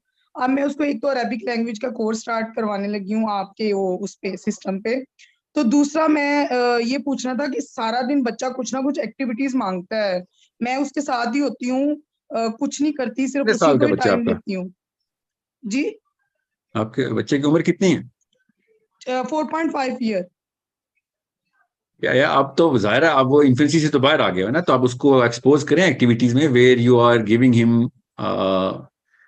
You know certain kind of problems जिसको वो सॉल्व करना शुरू करे, छोटी छोटी, ज्यादा बड़ी नहीं. तो लैंग्वेज जो है ना, लैंग्वेज ये एक प्रॉब्लम देती है आपको, याद रखिएगा, क्योंकि ग्रामर होती है ना इसमें, उसमें फॉर्मूला होता है, वो फॉर्मूला खुद डिकोड करता है. इस एज में उसका ब्रेन वो वाले फॉर्मूलाज को, जिसको हम सिंटैक्स बोलते हैं, वो सिंटैक्स को डिसाइफर कर रहा होता है. ये बहुत बड़ा पजल है वो सॉल्व करता है. ये मुआजिजा है इंसान के दिमाग के वो वाली स्टेज के ऊपर जहां पे कोई इल्म तालीम नहीं उसकी, मगर वो इतना बड़ा कोड डिसाइफर कर लेता है कि उर्दू की, अंग्रेजी की, अरबी की ग्रामर क्या है, और वो सही ग्रामर पकड़ लेता है. ये एक ऐसा वाकया है जिसको मिस नहीं करना आपने. ठीक है, तो इसको 2 या 3 जबानें जरूर सिखाएं. मैं तो खैर हमारे तो स्कूल में अरबी है ना खाली, तो बाकी ये जगहों पे तो आप उर्दू तो बोलते हैं ना, घर में उर्दू भी आ रही है, उसकी ग्रामर अलग है. अरबी यहाँ से सीख रहे हैं आप, अंग्रेजी साथ साथ किसी और तरीके से आप अंग्रेजी सिखवाएं इसको. 3 जबानें तो उसको आनी चाहिए ना एटलीस्ट, मगर फ्लुएंटली आनी अंग्रेजी के चाहिए. लिए मैं कर रही थी, लेकिन मैं लाहौर में रहती हूँ यहाँ पे, तो ऐसा कोई टीचर अवेलेबल नहीं है जो बच्चों को अंग्रेजी सिखाता हो। बड़ों को तो सारे सिखाते हैं, कोर्सेज भी हैं, लेकिन बच्चों को सिखाने वाला या मुझे नहीं पता चल रहा, या मुझे नहीं मिल रहा, या मेरा ख्याल है ही नहीं इधर पाकिस्तान में ऐसी कोई फैसिलिटी जो बच्चों को, इतने छोटे बच्चों को इंग्लिश लैंग्वेज सिखा सके। नहीं, खैर तरीका तो पुराना है, टेस्टेड भी है, इसकी मैकेनिज्म्स हैं पूरे. मैं लेट मी सी, अब क्योंकि अब लाहौर में ना, पाकिस्तान में तो नहीं मैं जानता, मगर let me see what I can do about this. ठीक है, तो सर प्लीज बहरहाल अगर आपका हो क्वेश्चन सके ये है तो। कि इस वक्त इसको लैंग्वेजेस के ऊपर फोकस करवाएं. 2-1 साल इसको पूरी तरीके से, and make sure he goes through some sort of effort to go through this. उसको वो एफर्ट जरूर करवानी है आपने. याद रखिएगा, ओनरशिप इस एज में स्टार्ट होती है. अगर इस टाइम अगर उसने ओनरशिप छोड़ दी ना, और छोटी छोटी बात पे प्रोजेक्ट्स आधे में छोड़ दिए, कोई टास्क दिया आधे में कर ली, इस बारे में उसको मुतनब्बा करें. इसकी सरजनिश होनी चाहिए. अरे मारना नहीं है बच्चे को कभी, मगर सरजनिश करें कि भाई ऐसा नहीं होने देंगे, हम जो काम शुरू किया पूरा करेंगे हम. ठीक है, ये ओनरशिप की जो सेंस है ना, ये बहुत बड़ा एसेट है बच्चों का. इससे जो ब्रेन केमिस्ट्री बनती है वो आपको नहीं पता कितने उसके डिविडेंड्स इंशाल्लाह लेगा वो बाद में, बहुत फायदे होंगे इसको, ठीक है। तो सर फिर So- मैंने एक बात और पूछनी थी कि अब इतना छोटा बच्चा, मैं उसको मोबाइल पे ही करवाऊंगी ये अरेबिक लैंग्वेज का, तो वो इतनी देर, जितना भी आपका वो टाइमिंग है उसकी कोर्स की, तो वो इतनी देर के लिए बैठ जाएगा मोबाइल पे? क्योंकि मैं उसको मोबाइल नहीं देती अभी, बिल्कुल नहीं भी तो वो आप नहीं यूज करता। नहीं, मोबाइल पे हो या लैपटॉप पे हो, आपने वो आधे घंटे की क्लास और जो उसके अंदर एक्टिविटी बनाई जाती है ना, वो एक्टिविटी तो घर के अंदर करनी होती है ना उसने, क्लास खाली आधे जी घंटे में उसने अटेंड करनी है, बाकी तो जी उसको नहीं इतना सर, एक मसला मेरी मोबाइल का बेटी नहीं होता, 11 साल मसला की, उसका मोबाइल पे जो क्वेश्चन है एक्टिविटी प्लीज। होती है ना उसका होता है। मोबाइल में जी एक नुकसान है, आंखों के ऊपर स्ट्रेस आती है, वरना मोबाइल में जो वीडियो गेम्स और ये इस एज में डाल देंगे ये मसला करेंगे, ठीक है। सो वो कंट्रोल करें। मोबाइल इटसेल्फ तो कुछ भी नहीं करता, मोबाइल के साथ अगर कोई ऐसी एक्टिविटी की जाए जिससे ब्रेन इन्वॉल्व हो रहा हो तब देखना पड़ता है कि क्या एक्टिविटी है, ठीक है। I hope you got the bigger part of your question answered. जी let's go to a boy, Salman, अस्सलाम वालेकुम। सलमान, अस्सलाम वालेकुम। हेलो, अस्सलाम वालेकुम। वालेकुम सलाम व रहमतुल्लाह। जी sir, I have been trying to talk to you since so long, शुक्र अल्हम्दुलिल्लाह मुझे बात हो रही है। अच्छा sir, regarding the education system, मैंने आपके इकोसिस्टम में एप्लीकेशन दी हुई है। I am trying to be a teacher for you. Political science और मैथ्स का मैंने ऑप्ट किया हुआ है, लेकिन अभी तक उसका रिस्पॉन्स नहीं आया, तो एक तो ये है। And secondly, I have been thinking to create an education system, लेकिन when I got to know कि आपका ecosystem इसी चीज़ पर काम कर रहा है, so I wanted to become a part of this. तो इसके बारे में मैं आप क्या कह सकते हैं मुझे? रमजान के अंदर हमने एक वर्कशॉप रखी हुई है तमाम टीचर्स के साथ। रमजान के अंदर थोड़ा सा क्योंकि टाइमिंग आगे पीछे हो रहती है तमाम चीज़ों की, तो रमजान के बाद अब एक्सपेक्ट करें कि आपकी एक असेसमेंट सेंटर होगा, उसके थ्रू आपको जो है ना वो रिक्रूट किया जाएगा एज टीचर। बिकॉज हमें अरबी में ये मसला आया, अरबी सिखाते हुए कि अरबी ज़ाहिर है मदरसे से ज़्यादातर लोग पढ़े हैं, लोकल अरब्स हैं, इंटरनेशनल टीचर्स हैं, तो वो लोकल अरब्स जहाँ वहाँ के जो लोकल हैं, यहाँ के जो अरबी दान हैं नफीस तरीन लोग हैं, मगर they never shared the vision of whatever source code was, क्योंकि they applied for a job, they didn't know anything that we were trying to achieve। और स्टूडेंट्स जितने भी थे ना इकोसिस्टम में ज्यादातर वो एक खास विजन के साथ आए हुए। तो हुआ ये कि स्टूडेंट्स ने आके सबसे पहले कंप्लेन की कि सर हम अरबी इसलिए सीख रहे हैं क्योंकि हमें वो मकसद पूरा करना है जिसकी वजह से अरबी आपने हमें कन्विंस किया है, एंड वी एग्री। मगर टीचर उस विजन पे नहीं है कि जिस विजन पे हम आए हुए थे। And I keep on telling everyone who is going through problems in ecosystem in terms of कि टीचर वो वाला विजन मकसद, टीचर खाली जॉब कर रहे थे, खैर है उसको जॉब करने दें, वो जॉब कर रहा है। ग़ज़वा बदर पे नबी अस्सलाम ने क्या कहा था? कुफार से कहा था कि इनको लिखना पढ़ना सिखाओ, ये तुम्हारा रैंसम है, ठीक है। अरबी इज अ स्किल, उस स्किल को आपने अपने मकसद के लिए एज एन एसेट यूज करना है। मैं अपने तमाम स्टूडेंट्स को बता रहा हूँ जो इकोसिस्टम में है कि टीचर से विजन एक्सपेक्ट न करें, उससे कॉम्पिटेंस एक्सपेक्ट करें। वहां पे मसला आता है हमें बताएं, ठीक करते हैं। मगर अगर आपको ये मसला आ रहा है कि टीचर तो वो इस्लाम का या वर्ल्ड व्यू से कोई और है, हम किसी और से हैं, तो आप उसको सिखाएंगे वर्ल्ड व्यू बाद में, फिक्र ना करेंगे। इस वक्त सिर्फ स्किल लें आप। अब ये गलती दुरुस्त नहीं की जा सकती because we do not have enough अरबी experts, we can only get whatever we can get. अब मैथमेटिक्स में जो हम शुरू कर रहे हैं, फिजिक्स में जो शुरू कर रहे हैं, इस वक्त 3 सब्जेक्ट्स को 4 कोर पे हैं। उन कोर सब्जेक्ट्स के अंदर सब टीयर्स हैं, सब्जेक्ट 18 हैं टोटल। वेबसाइट पे आई थिंक 4 पब्लिश हुए हैं, 5 क्योंकि वो कोर हैं, आई थिंक 6 पब्लिश हुए हैं, साइकोलॉजी भी पब्लिश हो गया।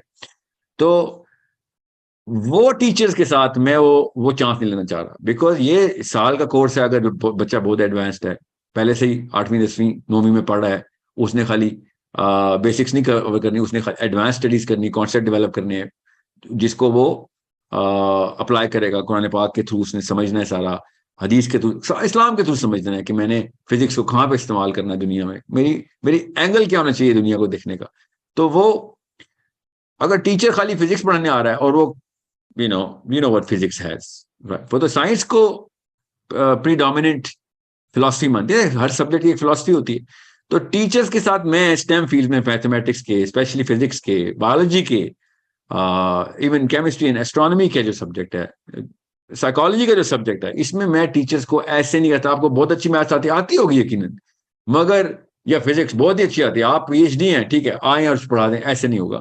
We are going to make them go through a certain workshop कि भाई हमारा ये विजन है, या तो आप कन्विंस हो जाए या हमें कन्विंस करें। We are here to argue with you, it's a very argumentative workshop that this is what the Quran has to say, and physics के फिलॉसफी को बदलें। फिजिक्स को नहीं बदलेंगे, फिजिक्स तो रूल्स हैं, हम उसकी फिलॉसफी को बदलें ताकि इसको जिद्दत मिले, तजदीद मिले और आगे से आगे की मनाजिल तय करें और मुसलमानों की तरफ लोग लपकें फिर कि ये कहां से सोच रहे हो।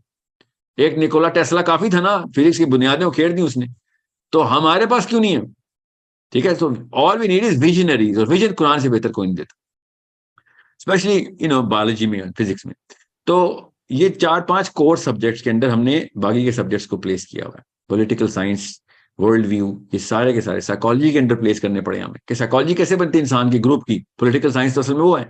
सो इस तरह के सब्जेक्ट्स उनको पढ़ाने सिखाने जरूरी हैं।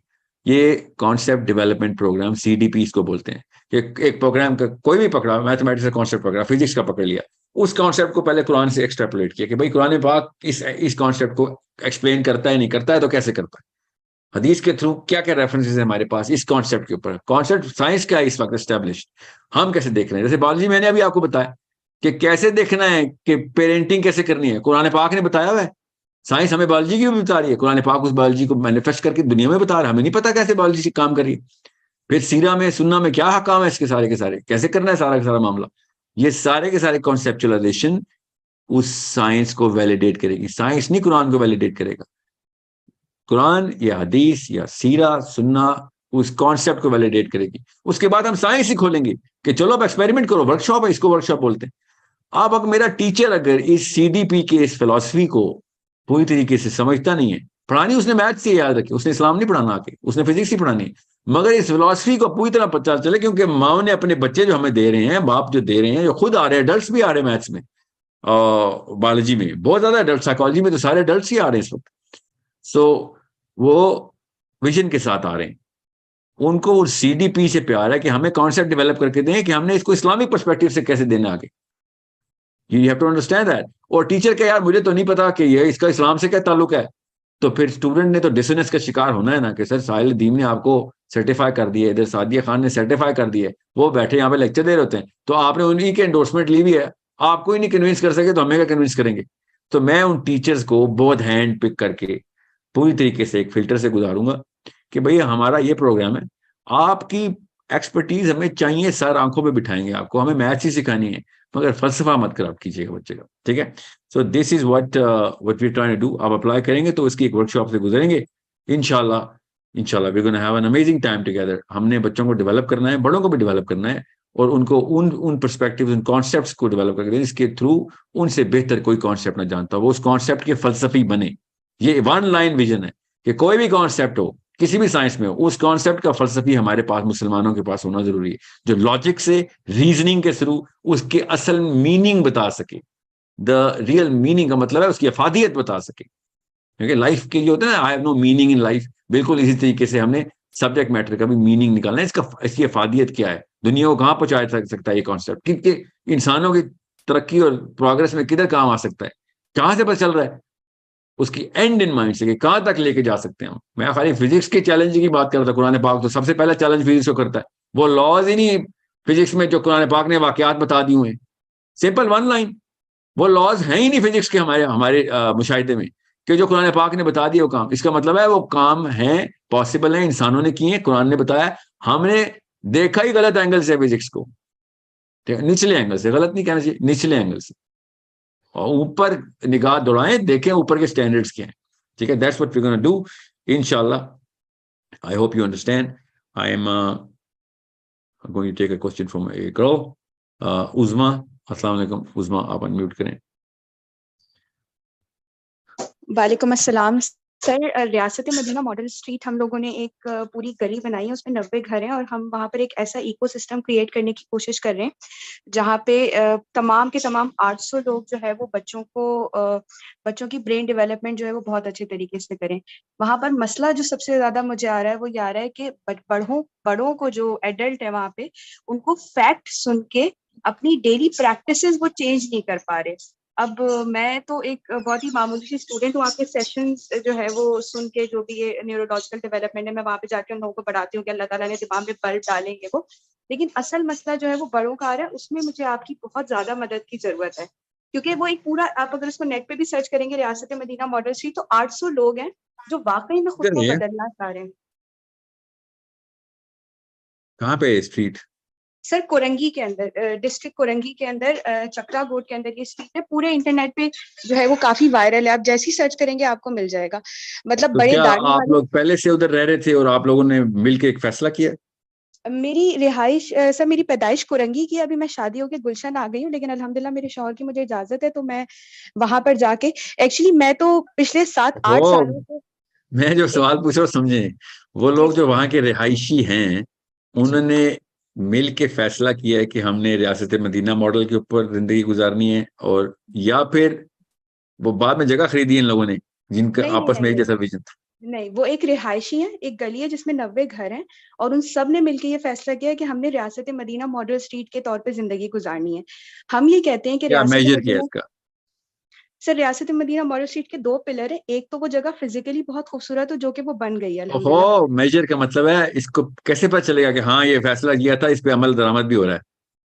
सर अभी हमारी कुछ एक्टिविटीज हैं, जैसे फॉर एग्जांपल जो हमारा एक मेजर है ना, वो सबसे बड़ा मेजर ये है कि हम 800 के 800 लोग जो है वो बच्चों को इस तरीके से हम उनके ब्रेन डेवलपमेंट करेंगे कि वो उनका इंटरेस्ट जो है वो साइंस के अंदर बढ़ता हुआ हमें खुद दिखेगा, और वो जो है वो एक्सपेरिमेंट करेंगे और लोगों से सीखेंगे। लेकिन अभी जो है ना, जैसे फॉर एग्जांपल वहां पर जो ऐसा इन्वायरमेंट है, एक्चुअली मैं बहुत ज्यादा एक्साइटेड हुई हूँ आपसे बात करके, इसलिए मैं शायद सही से समझा भी नहीं पा रही, मुझे पता है आपका टाइम कीमती है। अभी ये हो रहा है वहां पर कि पूरी गली के जो लोग हैं वो एक साथ सुबह उठते हैं, और हमें पता है कि हम अस्पताल नहीं बना सकते, लेकिन एक मुसलमान और पाकिस्तानी के लिए हेल्दी होना जरूरी है, तो एक साथ काफिले की सूरत में फजर की नमाज पढ़ने जाते हैं, उसके बाद आके एक्सरसाइज करते हैं। पूरे महीने में सारी गली के लोग एक साथ जमा होते हैं, और एक साथ जमा होकर अपनी गली पे सड़क के ऊपर सब अपने घर से खाना बना के लेकर आते हैं, और एक साथ बैठ के खाते हैं, ताकि हमारे अंदर जो फिरका वारानियत का सिस्टम है वो खत्म हो और एक दूसरे को जाने। फिर जो वहाँ के उनके मर्द हैं और माएँ हैं, वो मिलके बैठ के जो है ना, मैं खुद जाती हूँ उनको सेशन लेने के लिए, और मैं उनको बताती हूँ अल्लाह ताला ने आपके बच्चों के दिमाग में न्यूरॉन्स ये बल्ब डाले हैं, ये वो, आपने अपने बच्चों की तरबियत जो है वो इस तरह से करनी है। तो ये पूरा वहाँ का सिस्टम है, वहाँ पे सारी जो माएँ हैं, वो माएँ और बहनें जो बच्चियां हैं, जितनी भी सारी लेडीज की एक एक्टिविटी होती है, उसमें वो सारी की सारी लेडीज गली में जमा होती हैं और वो खेलती हैं और वो एक्टिविटीज वगैरह करती हैं। हमारा पूरा मकसद ये है कि वो एक ऐसी गली बने, नंबर 1 तो फिजिकली तो माशाल्लाह डेवलप हो गई, सेकेंडली वहां से एक ऐसे बच्चे निकले, ऐसे एडल्ट निकले जो जहनी तौर पे इतने ज्यादा पावरफुल हो कि वो वर्ल्ड लीडरशिप भी, मतलब पहले पाकिस्तान की लीडरशिप को जो है वो अचीव करें, उसके बाद फिर वर्ल्ड लीडरशिप की तरफ भी जो है वो जाएं। आई थिंक जिसको नहीं पता था उसको भी आपने बता के बहुत, मतलब it's an amazing amazing initiative. Allah ताला आप यस सर। सबको इस काम में कामयाब करे। बहरहाल आपका क्वेश्चन क्या है? सर मेरा क्वेश्चन ये है कि उसमें हमें एडल्ट्स को लिए ना, मतलब हमें, मुझे आपकी मदद की जरूरत है, मुझे एक दफा जो है वो आपसे उसमें मिलने की जरूरत है, क्योंकि पाकिस्तान का जो कैरिकुलम आप सिस्टम है ना। वहां पे रहती हैं? सर मैं गुलशन में रहती हूँ, लेकिन मैं वहां पर ओहो, जाती मतलब। जी आपका कोई कोई डिसीजन है उधर, कोई इन्फ्लुएंस है उन लोगों पे? जी जी सर, सारा का सारा इन्फ्लुएंसर मतलब अल्लाह का है, और अल्लाह के बाद अल्लाह के इख्तियार में जो है वो मेरा है। वो 800 लोग जो है वो ओके, मेरी आवाज तो से मैं बने अपनी हुए हैं अपनी जो। खिदमात जो है ना वो पेश करता हूँ उनको। कोई भी काम हो बच्चों के, कोई भी साइकोलॉजिकल या इमोशनल या कोई भी सेशन, कोई भी एक्सपेरिमेंट करना हो, मेरी उनसे कहिएगा, फ्री बुकिंग है उनके लिए, ठीक है? बस ये याद रखिएगा कि वो अ, आप डिसीजन मेकर हों उधर, मतलब। जी ओके। सर, सर बिल्कुल बिल्कुल मैं डिसीजन मेकर हूँ। आप मुझे बताइए सर, आपसे मैं राब्ता कैसे कर सकती हूँ फिर बाद में? हमारे कैप्टन आप मोहम्मद उमर है, मैं बस आईएमएस ठीक है, का हिस्सा हूँ। उनसे कहें, मोहम्मद उमर है। हमसे मुझे उनसे मेरा ईमेल एड्रेस ले लें, और जी उनसे कहें कि वो कोऑर्डिनेशन टीम को बता दें, जब भी सेशन करना हो मुझे बता दिएगा। जी ऑनलाइन सर, ना, और प्लीज। कराची आए तो जी खुद सर। आऊंगा मैं। जी सर, कराची आए तो मैं चाहती हूँ आप विजिट करें, क्योंकि मेरा मकसद यही है कि 800 लोग जब तैयार हो जाएंगे ना, हाँ, उसके मेरे बाद लायक में कि कोई वो। खिदमत तो आपने बतानी है, ये मत रास्ते मदीना का नाम ले लिया, काफी है मेरे लिए। ठीक है, जी सर, सर प्लीज आप इसको इंटरनेट पे सर्च लाजमी कीजिएगा, आपको फौरन से मिल जाएगा। चलो ठीक डॉन जियो सबकी कवरेज है। है। ओके ठीक है सर, थैंक यू सर। जी, बहुत शुक्रिया। Okay, guys, let's just call it a day. I have 3 minutes. Let me just take one last question. Last 3 minutes. One boy. One boy.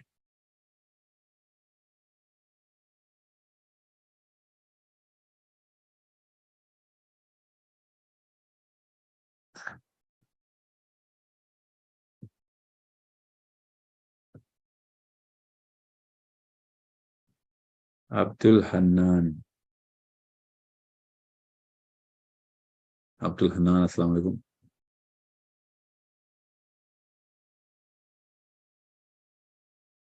Shayan,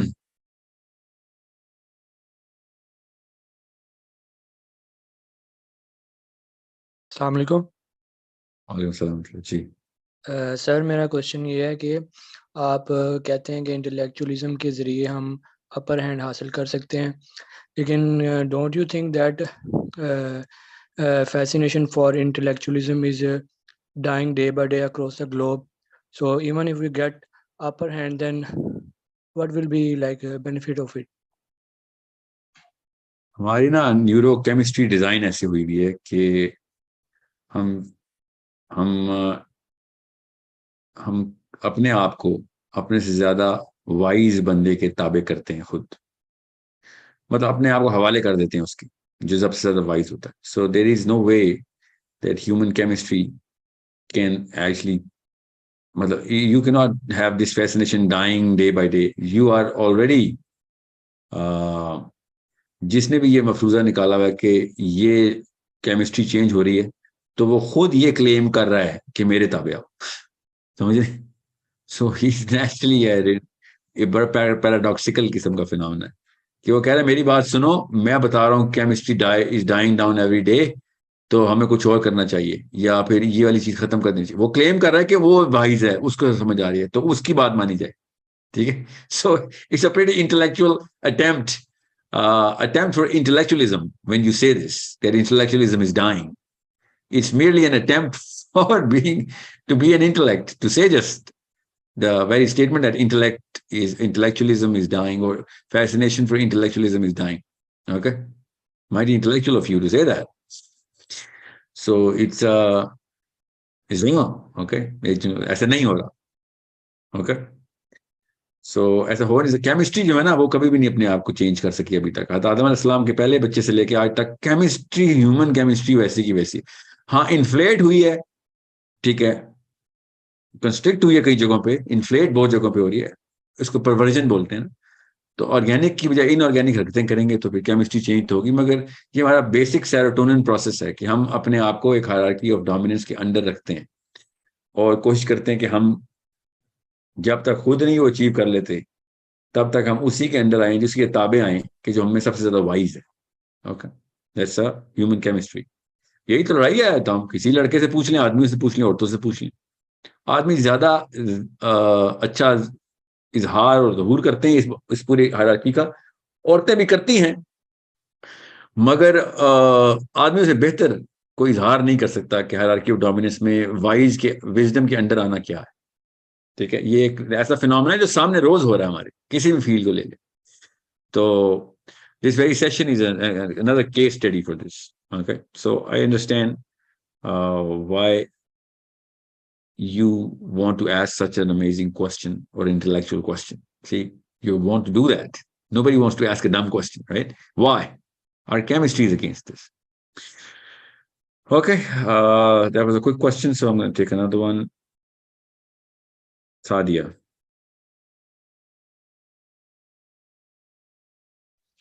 अस्सलाम वालेकुम। साहिल भाई, मैं बेसिकली IMS के through connected हूँ। मुझे अपनी प्लेसमेंट थोड़ी सी आइडेंटिफाई करना चाह रही थी मैं कि मैं वहाँ पे काम आ सकती हूँ कि नहीं, क्योंकि डायरेक्टली जो आपने एरियाज बताए उनमें से डायरेक्टली मेरा एरिया तो कोई भी नहीं है। बट 8 साल मैं एज अ बिजनेस लेक्चरर पढ़ाती रही हूँ और एंटरप्रेन्योरशिप के अंदर मेरी बहुत कमांड है, पर्टिकुलरली जो curiosity, creativity development, self efficacy, self worth और इस टाइप की जो चीज़ें हैं ना, कि वो कैसे डेवलप की जा सकती हैं। इन अदर वर्ड्स, एंटरप्रेन्योर्स कैसे डेवलप की जा सकते हैं। इन्हीं चीज़ों को अंडरस्टैंड करते हुए मैंने अपनी जॉब भी छोड़ी, अपने बच्चों को होम स्कूल कर रही हूँ और जो एरिया ऑफ स्पेशलाइजेशन है ना, वो मेरा मार्केटिंग है। तो इसमें भी जो मेरी अंडरस्टैंडिंग है ना, सेंस के कंज्यूमर बिहेवियर और जो साइकोलॉजी डायरेक्टली नहीं, but yes to understand customers और उनको किस तरह से अप्रोच करना है as a successful businessman, plus जो बिजनेस रूल्स की एप्लीकेशन है on individuals and on Islam as an organization, as a goal oriented company, जो है वो थोड़ा सा मैं कंट्रीब्यूट करना चाहती हूँ इफ पॉसिबल। और ये कि अगर मदर्स को किसी किस्म की गाइडेंस की जरूरत है इन टर्म्स ऑफ करिकुलम या होम स्कूलिंग से रिलेटेड कोई भी क्वेश्चंस, तो I been home schooling for last 3.5 years, अल्हम्दुलिल्लाह आई फील सक्सेसफुली। तो इसमें आप मुझे कुछ गाइड करें if I can contribute somehow.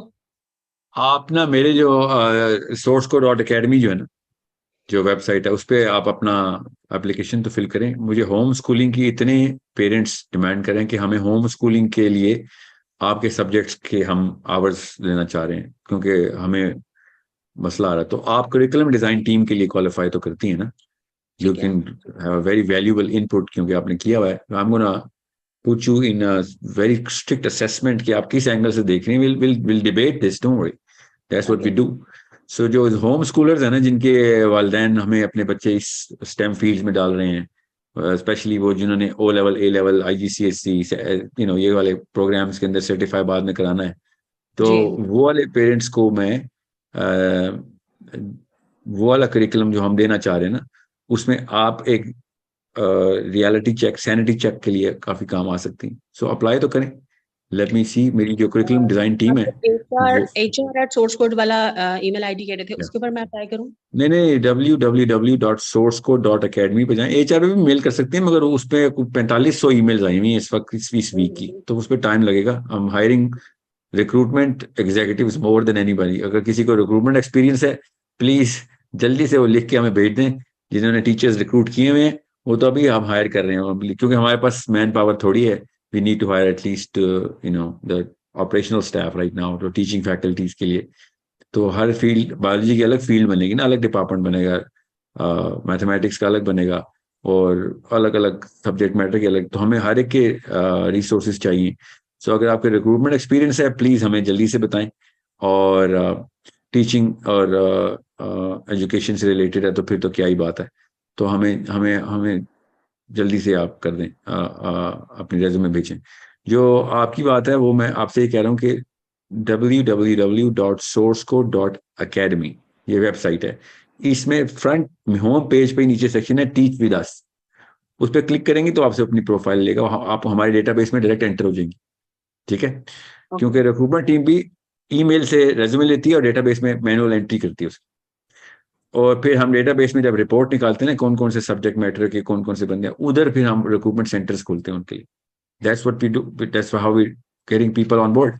So you need to go there and then बल्कि इसी बहाने आप वो उन सब्जेक्ट के करिकुलम भी देख लें, जो मैथमेटिक्स का करिकुलम बना हुआ है, जो बायोलॉजी का बना हुआ है। बाकी के हमने कुछ अभी रोक दिए, वो शुरू में हमने रोक दिए थे, क्योंकि वो जैसे साइकोलॉजी का, वर्ल्ड व्यू का सब्जेक्ट हमने रोक दिया था, क्योंकि मैं चाहता पहले 4 साइंसेस को ना पूरी तरीके से 4 डिपार्टमेंट से एस्टेब्लिश कर लें जो नेचुरल साइंसेस के हैं, प्लस एक एक्स्ट्रा हमने साइकोलॉजी का रखा था।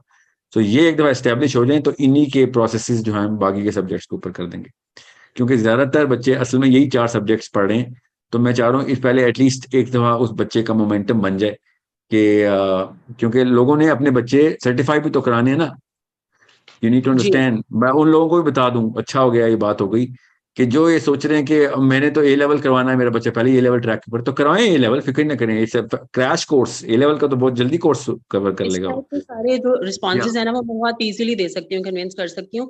प्लस जो एंटरप्रेन्योरशिप का फ्लेवर है ना वो बहुत जरूरी है, क्योंकि ये सारे कुछ पढ़ने के बाद वो तो एक एड ऑन बेनिफिट है, वो तो मैं चाह रहा हूँ आप दें, मगर आपका जो हम मैं इस वक्त तक समझा हूं ना, मैं उन लोगों को, स्पेशली उन मदर्स को ये बता दूं कि जो हु आर होम स्कूलिंग और afraid even they are not home schooling, कि जी वो मैं इसमें सोर्स कोड में इसलिए नहीं एंटर हो रही थी क्योंकि मैं तो ओ लेवल है, ए लेवल कराना है, तो आपके तो 4-5 कोर्स सब्जेक्ट्स हैं वो ये सर्टिफिकेशन, मुझे पता है हम सबका मसला है, मुझे पता है, हम सिस्टम से डिटैच नहीं कर सकते इस वक्त।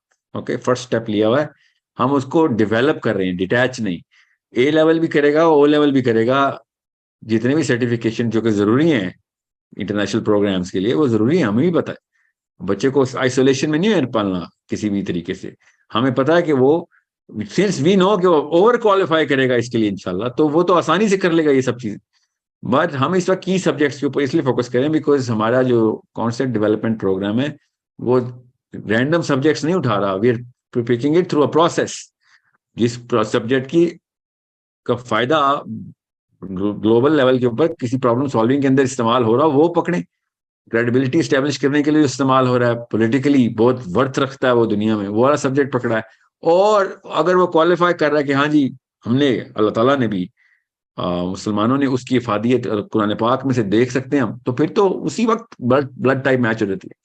अभी मेरी टीम में रिकमेंडेशन है सर, मीडिया स्टडीज के प्रोग्राम दें, क्योंकि लोगों को प्रोपागेट नहीं करना पड़ता, अपना मैसेज नहीं बताना आ रहा, तो वो भी डालें ना। ऐसे नहीं, वो उसका सीडीपी नहीं है मेरे पास, तो उसको आईएमएस में डाल दो, आईएमएस में काम आएगा वो, क्योंकि वहां पे मैसेजिंग सिस्टम है। तो उधर हम एक मीडिया स्टडीज का पूरा एक सब्जेक्ट खोल देते हैं, जो कि आप आए पढ़ाएं हमें, but we will pay you, we will not charge for it from the students. IMS में तो हम चार्ज नहीं करते ना, तो मैं उन टीचर्स को पे करूंगा जो हमें मीडिया सिखाएंगे, source code is going to pay them, but IMS के जो लोग हैं वो तो सीखे ना, क्योंकि हमारा काम है उनको आगे प्रोपेगेंडा कैसे क्रिएट करते हैं, मार्केटिंग कैसे करते हैं, insertion penetration in the group psychology कैसे काम करते हैं। ये अगर आपको ये कॉन्सेप्ट पता है तो जरूर आए, प्लीज हमें मीडिया स्टडीज सिखाएं।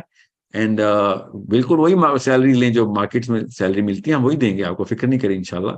मगर सोर्स कोड में मुझे बहुत स्ट्रिक्ट गाइडलाइंस हैं सादिया की तरफ से कि आपने सिर्फ वो वाले सब्जेक्ट्स इंट्रोड्यूस करें कि जो कुरान हदीस से और कुरान से कनेक्ट करके हमारे उस क्लियर 100 ईयर प्लान के ऊपर पूरा बच्चे को डेवलप कर रहे हो।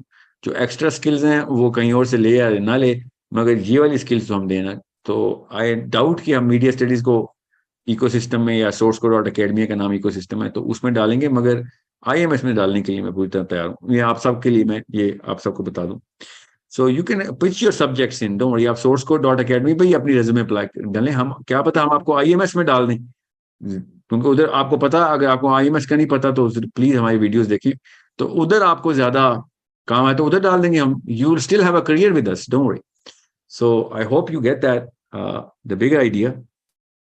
ये कॉन्सेप्ट डेवलपमेंट प्रोग्राम क्या है, इस वीडियो में काफी हद तक मैंने कोशिश तो की है, दोबारा रिट्रेट करूं हमारा विजन क्या है सोर्स कोड डॉट अकेडमी का, और हमें क्यों एजुकेशन सिस्टम के खिलाफ एक प्रॉपर जिहाद करना पड़ा है, एक प्रॉपर मुनज़्ज़म काविश करनी पड़े, क्योंकि हमने इंसानों को बचाना है, हमने उसको डैमेज होने से बचाना है, क्योंकि वो डैमेज हो गया तो बाकी के इंसानों को डैमेज करेगा वो। यही हर घर की कहानी चल रही है, पता ही नहीं लोगों को नफसियाती बीमारी है, बच्चे भी डरे हुए बापों से, बीवियां डरी हुई शोरों से, शोर डरे हुए बीवियों से, बीवियां डरी हुई सासों से, सासें डरी हुई बहू से, हर कोई एक नफसियाती बीमारी के अंदर है। ये नहीं पता कि डैमेज पीछे से आ रहा है, बचपन की पेरेंटिंग इश्यूज हैं। एजुकेशनल सिस्टम ने परफेक्ट किया वाला मॉडल के जो कि सर्टिफाई करता है कि मैं अकेली तो नहीं हूं ना क्लास में, सारी बीमार है, तो खैर नहीं, ऐसा कोई खैर नहीं है, क्योंकि आप जब शादी हो जाती है ना तो फिर आप अकेली नहीं रहती, तो सॉरी फिर आप अकेले ही होंगी, वहां पे कोई क्लास फेलो आके नहीं बचाएगी, वहां पे आप डैमेज करेंगी बच्चों को, कोई ये नहीं होगा कि हाँ ठीक है हम भी कर रहे हैं, और या फिर फोन कर करके हम दोस्त यारों से बातें करेंगे, तेरा बच्चा भी उतना ही डम है, हाँ मेरा भी, चलो ठीक है फिर गुजारा कर, ऐसे तो नहीं, कोई नहीं, nobody can sleep at night thinking about this. Okay, so you need to understand how serious this problem is. और अभी तो प्रॉब्लम कॉज में डाल रहे हैं आपके सामने सिम्टम्स, पिछली 2 नस्लों ने क्या किया, सिम्टम्स तो नजर आ रहे हैं हमें, इसके आउटपुट और फाइनल कल्मिनेशन क्या होती है, हम कॉज तो हम डालेंगे ना बच्चों के अंदर।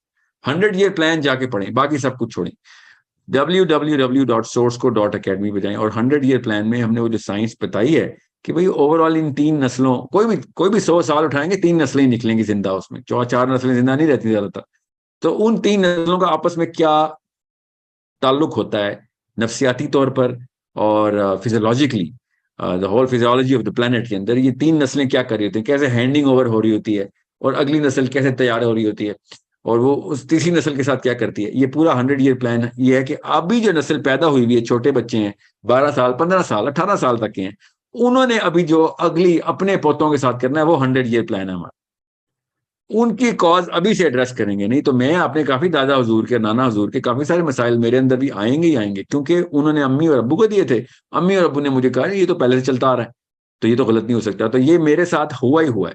तो यहाँ पे रोकना पड़ेगा कि अगर 100 ईयर प्लान बनाना तो पिछला 100 ईयर प्लान तोड़ना पड़ेगा, ताकि अगला 100 ईयर प्लान ट्रिगर कर सके।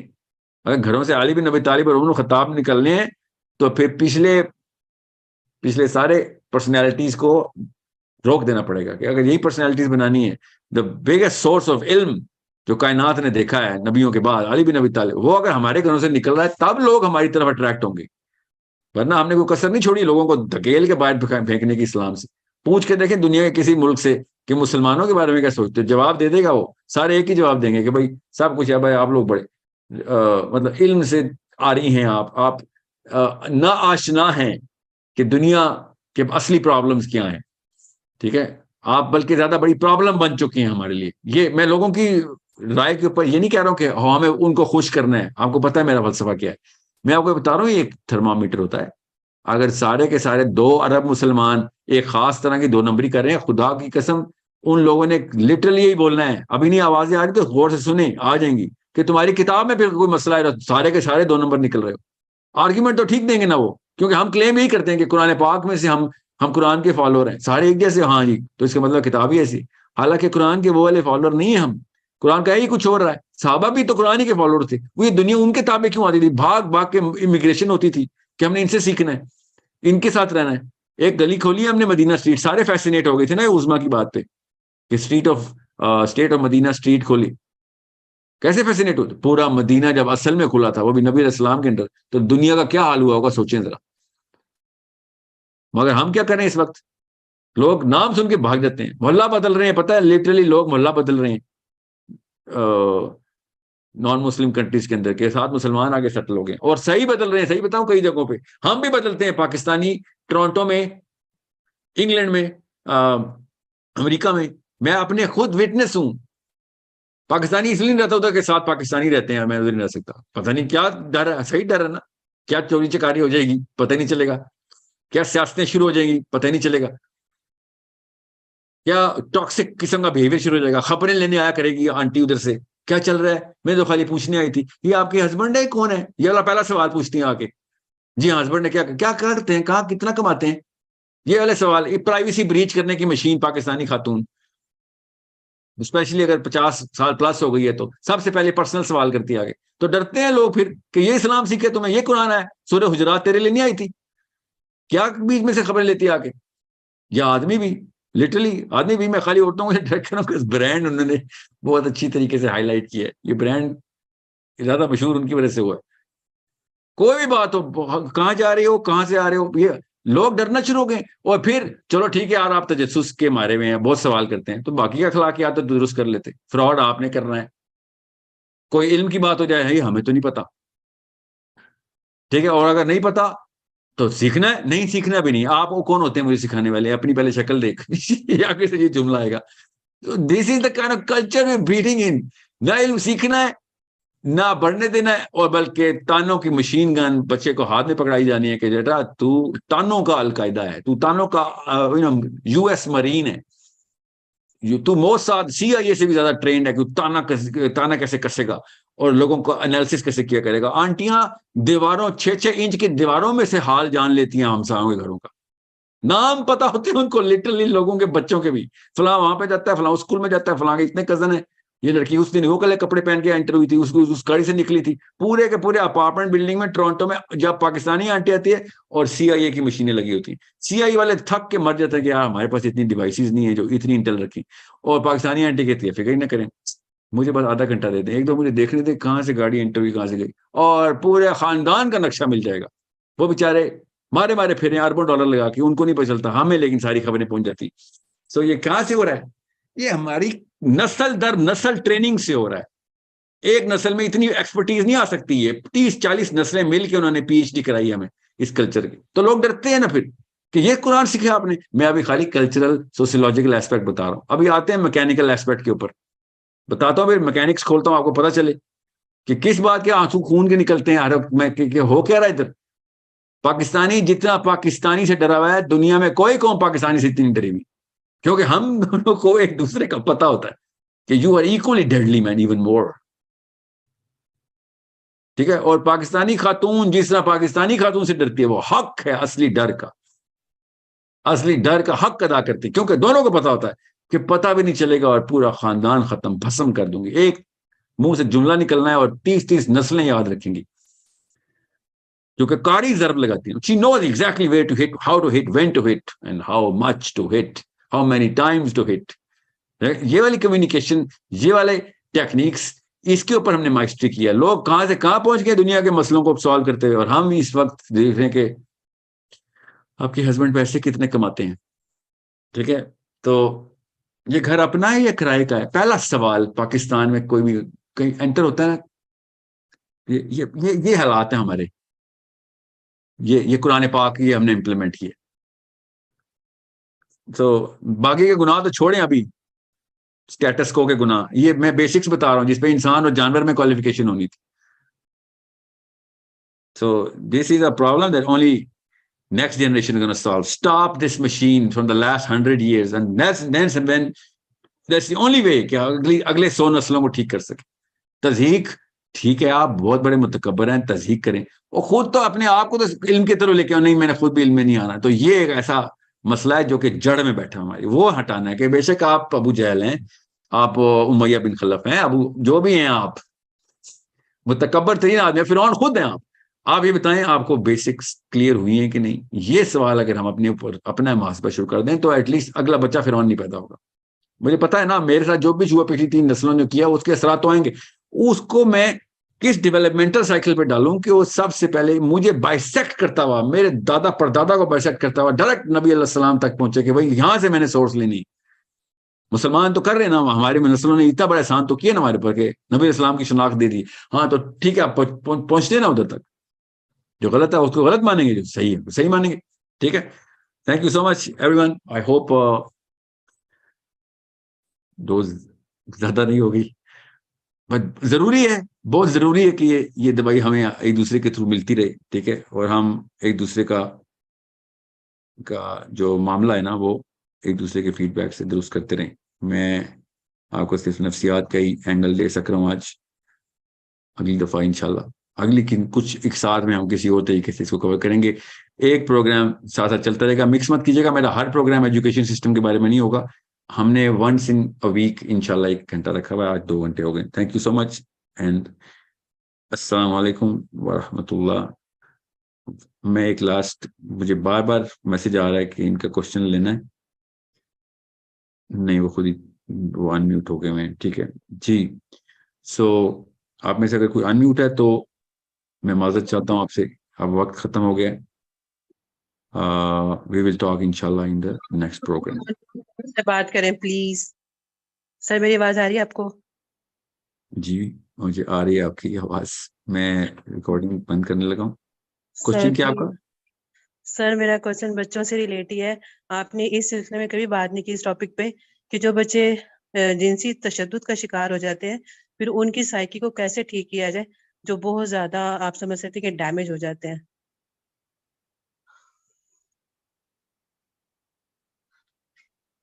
और जिनसी तशद्दुद का शिकार भी अपने पेरेंट्स से होते हैं।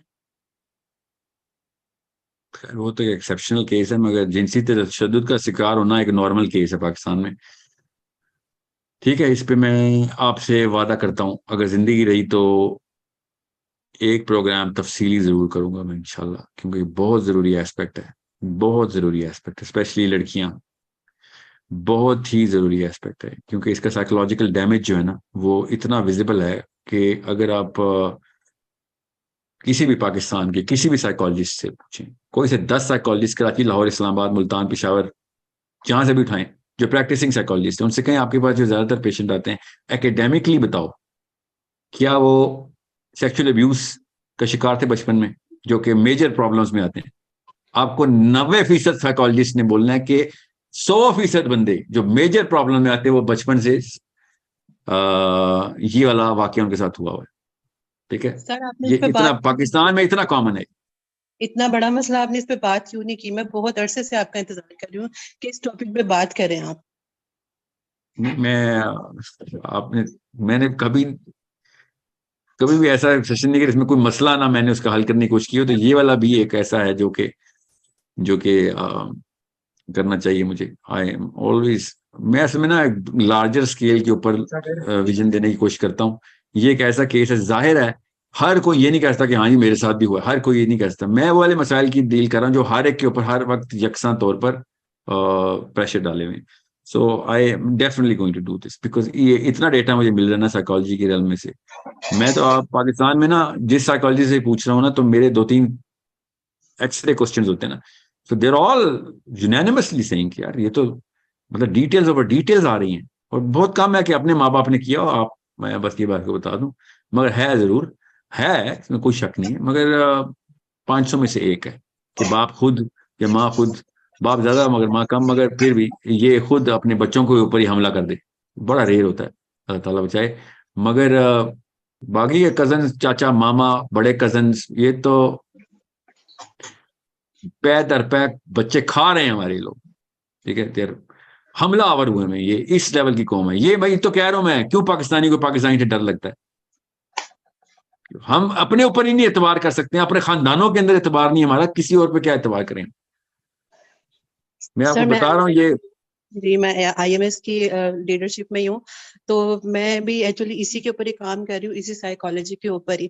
तो वो बच्चे कैसे पहचाने जाएं जो इससे इसका शिकार है, क्योंकि वो जब बड़े होते उसके हैं इंडिकेटर्स हैं, ऐसे नहीं पहचाने जाते। उसके थोड़े से साइकोलॉजी का जो एक कोर्स है ना, वो जरूर कर लें, किताबों में बड़ा अच्छे तरीके से, स्ट्रक्चर्ड तरीके से, क्योंकि ये पूरी दुनिया का एक कॉमन एक मसला है।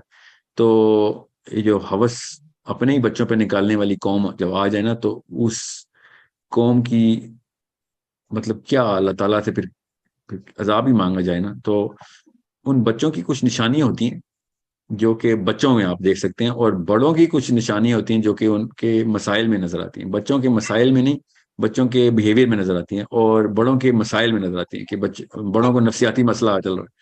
तो you we will give you, I'll give you a list of how to look at things, मगर इसका रोकथाम कैसे करनी है उसके ऊर असल में प्रोग्राम करना चाहिए, ठीक है। बहुत Thank शुक्रिया you so sir. much, Faida. Good question. I want you to remind me of that somehow. किसी तरीके से आप IMS में है तो प्लीज इस सेशन का रिमाइंडर कराइएगा। मेरा और आपका राब्ता तो IMS के थ्रू है ही, ठीक है। जी sir. Thank you so much again for your time and patience. मुलाकात होती है इंशाल्लाह। अस्सलाम वालेकुम व रहमतुल्लाहि व बरकातुहू।